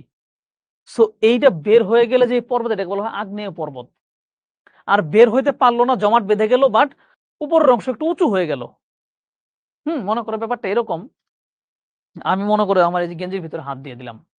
মনে করে যেখানে আমি হাত দিয়ে দিলাম। এখান থেকে উপরে উঠে গেল। বের হতে পারলো না। তাহলে এটা হচ্ছে ল্যাকোলিথ পর্বত। আর ছিদ্র করে যদি বের হয়ে যাইতো তাহলে এটা অন্য পর্বত হয়ে যাইত। আর কেমনে বোঝাবো? গেঞ্জির মধ্যে ছিঁড়া তোমাদের বুঝাইতেছি। ঠিক আছে? ওকে। এই পর্বতগুলো দেখতে অনেকটা গম্বুজের মতো হয়, তাই একে গম্বুজ পর্বতও বলা হয়। ল্যাকোলিথ পর্বতের অপর নাম কি? ল্যাকোলিথ পর্বতের অপর নাম হচ্ছে গম্বুজ পর্বত। আমেরিকার ব্ল্যাক হিলস ও হেনরি পর্বত হলো ল্যাকোলিথ পর্বতের প্রধান উদাহরণ। অনেক ক্ষেত্রে ভুয়া লুডনও এ ধরনের পর্বত গঠনে প্রভাব বিস্তার করে। যে ভুয়া লুডনের ফলে এমন হইতে পারে যে ভুয়া লুডনের ফলে কোনো জায়গা এরকম আস্তে করে উঁচু হয়ে গেল, ওইটাকেও ল্যাকোলিথ পর্বত বলা যেতে পারে। বৈশিষ্ট্য কি কি? এটা গম্বুজের মতো হয়, এটাই প্রধান বৈশিষ্ট্য। এর উচ্চতা কম হয় এবং ঢাল হয় সামান্য খাড়া, মানে খুব বেশি খাড়া নাই, দেখো ধীরে ধীরে উপরে উঠছে। এই পর্বত অল্প অঞ্চলব্যাপী অবস্থান করে। ল্যাকোলিথ পর্বতে কোনো শৃঙ্গ থাকে না। ঠিক আছে। আগ্নেয় পর্বত, ল্যাকোলিথ বুঝাইতে চাই না, বুঝাই ফেলছি। এইখানে দেখো নিচের থেকে ওই উত্তপ্ত ম্যাগমা ওই যে প্লেটের ফাঁকা দিয়ে বা প্লেট ভেদ করে বের হয়ে গেছে, বের হয়ে এই জিনিসগুলো বাইরে পড়ছে, পরে পরে সব জমা হয়েছে, জমা হয়ে হয়ে একটা পর্বত হয়ে গেছে। এটাকে বলা হয় আগ্নেয় পর্বত। এটাকে বলা হয় আগ্নেয়গিরির অগ্নুৎপাত। আর এর ফলে যে পর্বত গঠিত হয় সেটাকে বলা হয় আগ্নেয় পর্বত। ভুয়া লোডনের ফলে ভূত্বকের দুর্বল অংশ বা ফাটল দিয়ে ভূগর্ভস্থ পদার্থ বেরিয়ে আসে। ঠিক আছে। অগ্নুৎপাতের সময় উত্তপ্ত লাভা, গ্যাস, ছাই ইত্যাদি প্রবল বেগে নির্গত হয়ে জমা হতে থাকে। নির্গত পদার্থগুলো ফাটলের চারপাশে বারবার সঞ্চিত হয়ে উঁচু পর্বতের সৃষ্টি হয়। ঠিক আছে। যে মনে করো বারবার এভাবে বেরোচ্ছে। মনে করো এটা হচ্ছে একটা সাধারণ অঞ্চল ছিল, এই জায়গায় একটু নিচ থেকে মনে করো যে পুশ করে এটা ফাইটে সামনে বেরোচ্ছে, এইভাবে বের হয়ে দুই পাশে পড়তে থাকে, দুই পাশে পড়তে থাকে, দুই পাশে পড়তেছে, দুই পাশে পড়তেছে, দুই পাশে পড়তে পড়তে পড়তে পড়তে এইটা একটা বিশাল পর্বত হয়ে গেল। এটার নাম হচ্ছে আগ্নেয় পর্বত। আগ্নেয় পদার্থ জমে গঠিত হয় বলে একে আগ্নেয় বা সঞ্চয়জাত পর্বত বলা হয়। এর আর একটা নাম কি? সঞ্চয়জাত পর্বত। কেন? কারণ এই যে আগ্নেয়গিরির লাভাগুলো কি হয়েছে, এখানে সঞ্চিত হইতে হইতে হইতে এটা গঠিত হয়েছে। এটা আরেকটা নাম হচ্ছে সঞ্চয়জাত পর্বত। জাপানের ফুজিয়ামা, ইতালির ভিসুবিয়াস, মনে রাখবে এই দুইটা নাম, এখান থেকে এমসিকিউ আসে। এবং কেনিয়ার কিলিমানজারো, এই তিনটা নাম মনে রাখবা। জাপানের ফুজিয়ামা, ইতালির ভিসুবিয়াস, কেনিয়ার কিলিমানজারো, এগুলো হচ্ছে সঞ্চয়জাত পর্বতের উদাহরণ। মানে এগুলো আগ্নেয়গিরি অগ্নুৎপাতের ফলে লাভা জমা হয়ে হয়ে হয়ে হয়ে এই পর্বতটা গঠিত হয়েছে। ভারতের আন্দামান এবং নিকোবর দ্বীপপুঞ্জের ব্যারেন এবং নারকুন্ডাম দ্বীপেও এই ধরনের পর্বত দেখা যায়। আগ্নেয় পর্বতের বৈশিষ্ট্যগুলো কি কি? এই যেটা হচ্ছে জাপানের ফুজিয়ামা পর্বতের একটা চিত্র। প্রচুর মানুষ এটা কিন্তু দেখতে যায়, অনেক উঁচু হয়ে গেছে এটা। সঞ্চয়জাত পর্বতগুলোতে লাভা স্তরের মাঝে প্রস্তর খণ্ড এবং ছাই দেখতে পাওয়া যায়। মানে নিচ থেকে যেগুলো বেরোয় আসে, এর ভিতরে শুধু লাভা থাকে না, বিভিন্ন পাথর খণ্ড আসে, ছাই আসে, মানে অনেক কিছু পুড়ে গেছে। এই পর্বতের উচ্চতা এবং ঢালও মাঝারি ধরনের হয়ে থাকে।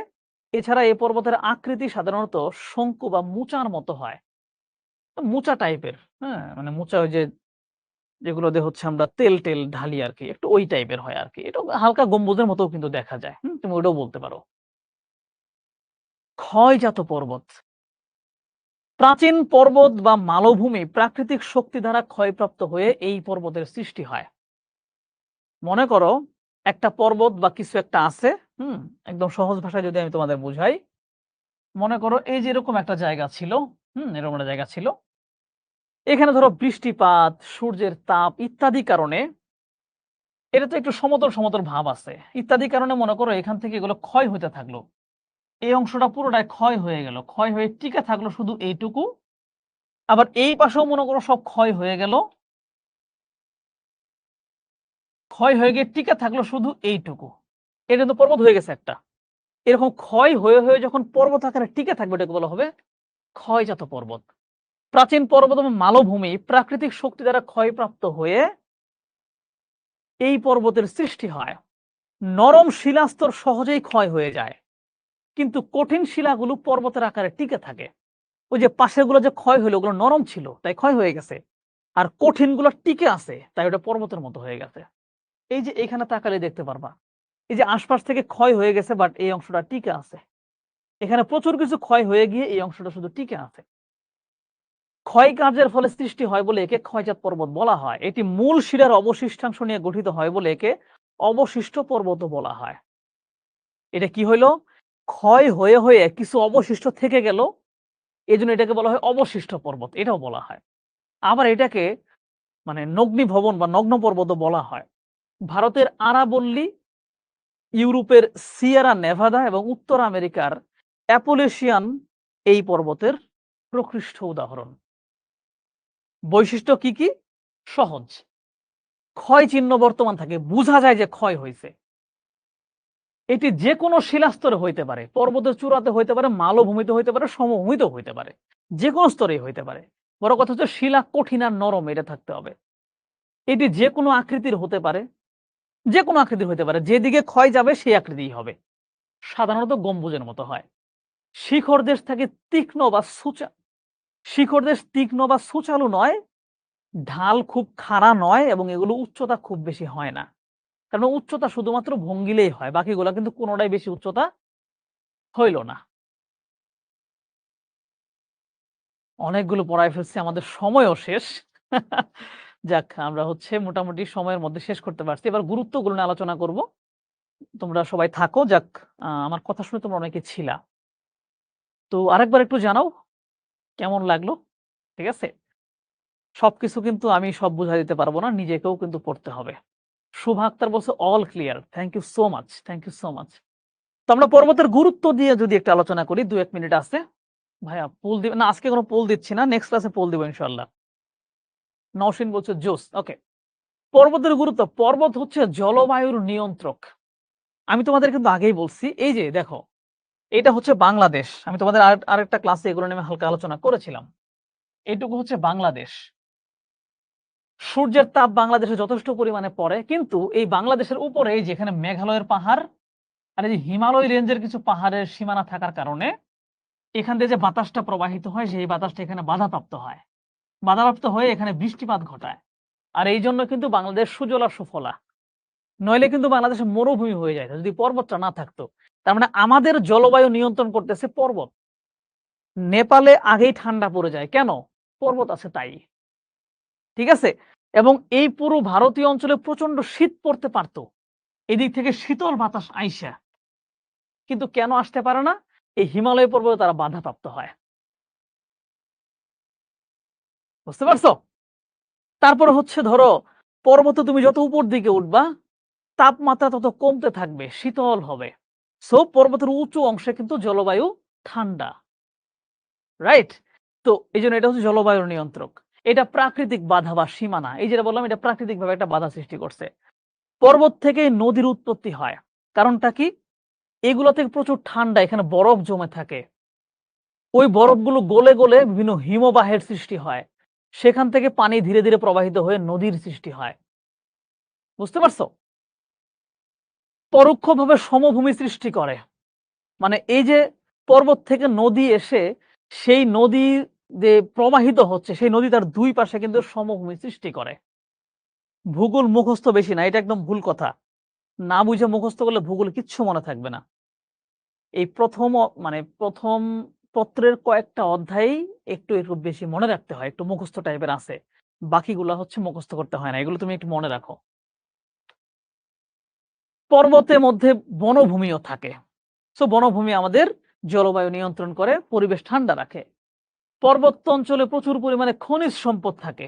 এগুলো তোমরা এমনিই পারবা, এগুলো বলার দরকার নাই। বাগিচা ফসল মানে প্রচুর পরিমাণে সবজি চাষ করা যায়, ফলের চাষ করা যায়। এই যে কাশ্মীর অঞ্চলে কি আপেল জন্মায়? আমরা নেপালে গেছিলাম, নেপালে মুস্তাঙেও আপেল জন্মাইছে। ঠিক আছে? এই যে বাগিচা ফসল হয়। পশুপালন করা যায়। এই দেখো কাশ্মীরে পশুপালন। কারণ পার্বত্য অঞ্চলে প্রচুর তৃণভূমি জন্মে, যেখানে প্রচুর ইজিলি পশুপালন করা যায় এবং সেই পশুর চামড়া থেকে, সেই পশুর পশম থেকে কাশ্মীরি শাল তৈরি হয়, কুটির শিল্পের তৈরি হয়। ঠিক আছে? জলবিদ্যুৎ পার্বত্য নদীতে বাঁধ দিয়ে বিদ্যুৎ উৎপাদন করা যায়। ভাইয়া প্লেটগুলোর আয়তন কত? প্লেটের আয়তন ওইভাবে বলা যায় না। পুরো পৃথিবীটা ৭টা বড় প্লেট এবং ১৩টা ছোট প্লেটে বিভক্ত। ঠিক আছে? পর্বতের গুরুত্ব বইয়ে কি বইয়ে আছে? থাকতে পারে। অবশ্যই বইয়ে আছে, না থাকলেও কোনো বইয়ে আছে, তোমার বইয়ে নাই, বাট এখানে দিয়ে দিছি। কুটির শিল্প, পর্যটন কেন্দ্র। এই যে দেখো, আমি হচ্ছে এখানে ছবি রাখছি। এইটা হচ্ছে জলবিদ্যুৎ তৈরির উপায়। পার্বত্য নদী, এখানে একটা বাঁধ দেওয়া হইছে। বাঁধ দেওয়ার পরে এই অল্প করে পানি ছাড়তেছে। তার মানে এখানে খুব জোরে স্রোতে পানি পড়তেছে। ওই স্রোতকে কাজে লাগায় একটা টারবাইন ঘোরানো হইছে। সেখান থেকে বিদ্যুৎ বানাইতেছে। এগুলো কাশ্মীরি শাল। এগুলো হচ্ছে পশুপালন। আর পার্বত্য অঞ্চলটা হচ্ছে পর্যটনের জন্য বিখ্যাত। যেমন ওই যে আমি ঘুরে আসলাম। জাস্ট কেন নেপালে গেছি? পার্বত্য অঞ্চল দেখার জন্য, পর্বত দেখার জন্য। ঠিক আছে? শৃঙ্গ কাকে বলে? শৃঙ্গ হচ্ছে একটা বিশাল বড় পার্বত্য অঞ্চলের সর্বোচ্চ চূড়াগুলোকে শৃঙ্গ বলে। উঁচু চূড়াগুলোকে শৃঙ্গ বলে। ভাই এগুলোর কোন চ্যাপ্টার থেকে প্রশ্ন আসবে কিভাবে বুঝবো? এই অধ্যায়ে ২য় অধ্যায় থেকে প্রশ্ন আসে। এই অধ্যায়টা গুরুত্বপূর্ণ। সানি আল জুবায়ের, খুবই ভালো লাগলো ক্লাসটা। Thank you so much. আমি কিন্তু আবারও তোমাদের বলছি, আমার পক্ষ থেকে তোমরা কিন্তু একটু প্রচারণা করে দাও। শিখর এই মানবিকের কোর্সটা একটু প্রচারণা করে দাও। হ্যাঁ? শিখবযুক্ত গ্রুপে একটু পোস্ট দাও যে ক্লাস ভালো লেগেছে। তোমরাও আসতে পারো। সো একটু প্রচারণা করো। আমি খুশি হব অনেক।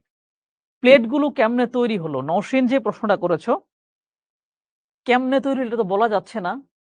অনেক কিছু তো হচ্ছে, ধরো অক্সিজেন কেমনে তৈরি হলো এটা তো আমরা বলতে পারি না। বাট আমরা জানি যে বায়ুমণ্ডলে অক্সিজেন আছে।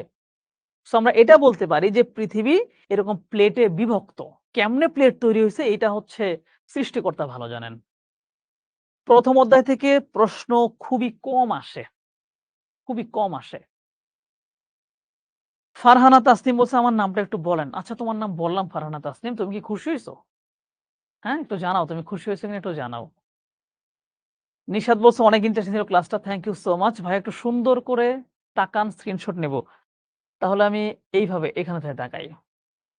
এই যে তাকাইছি দেখো। নাকি আরেকটা ভালো একটা নিয়ে ফেলবো।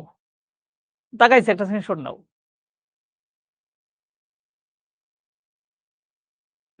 হইছে শেষ। রাজীব দাস বলছে নেপালে কয়দিন ছিলেন? নেপালে আমি টোটাল ৯ দিন ছিলাম। নেপালের মানে পার্বত্য অঞ্চলের সৌন্দর্য বলে কয়ে শেষ করা যাবে না। একটা ভিডিও আমি আমার YouTube চ্যানেলে দিয়েছি। গান্ধ্রুক নামে একটা গ্রামে গিয়েছিলাম। সেখান থেকে দেখে আসছি কেমন লাগছে। তো নেপালের পুরো জার্নি নিয়ে আরেকটা ভিডিও আমি বানাচ্ছি। সেটাও অ্যান্সার দেব। চৈতি বলছে ডান ভাইয়া। ওকে, তাহলে আজকের মতো ক্লাসটা শেষ করি, হ্যাঁ? অনেকক্ষণ তো পড়াইলাম, অনেকক্ষণ আমি টানা ২ টা ক্লাস নিলাম। মানে এর আগেও আরেকটা ক্লাস নিছি, তোমাদের একটানা ক্লাস নিলাম। সো আমারও গলাটা একটু ব্যথা করতেছে। আশা করি পরের ক্লাসের জন্য তোমরা নিজেরা একটু প্রিপেয়ার্ড থাকো, আমাকে প্রশ্ন করবা। আজকের ক্লাস থেকে যদি কোনো কিছু বুঝার মানে সমস্যা থেকে থাকে এগুলো নোট ডাউন করে রাখো। নেক্সট ক্লাসে প্রশ্ন করলে আমি উত্তর দিয়ে দেব। ফারহানা বলছে আমার ডাক নাম হচ্ছে প্রীতি। আচ্ছা ঠিক আছে। তোমার ডাক নাম প্রীতি। আজকে যদি শুনলাম, যদি মনে থাকে তাহলে নেক্সট ডে বলে দিবনে। এরপরে কি আরো ক্লাস নিবেন? ওমা ক্লাস নিব না? এই অধ্যায় থেকে আরো ক্লাস আছে। ও আজকে আর ক্লাস নিব না, আজকে আর ক্লাস নিব না। আজকে 10:30 বাজছে, 10:30 পরে আমাদের কোনো ক্লাস হয় না। 10:30 পর্যন্তই ক্লাস হয়। ঠিক আছে, থ্যাংক ইউ সো মাচ। দেখা হবে। বাই।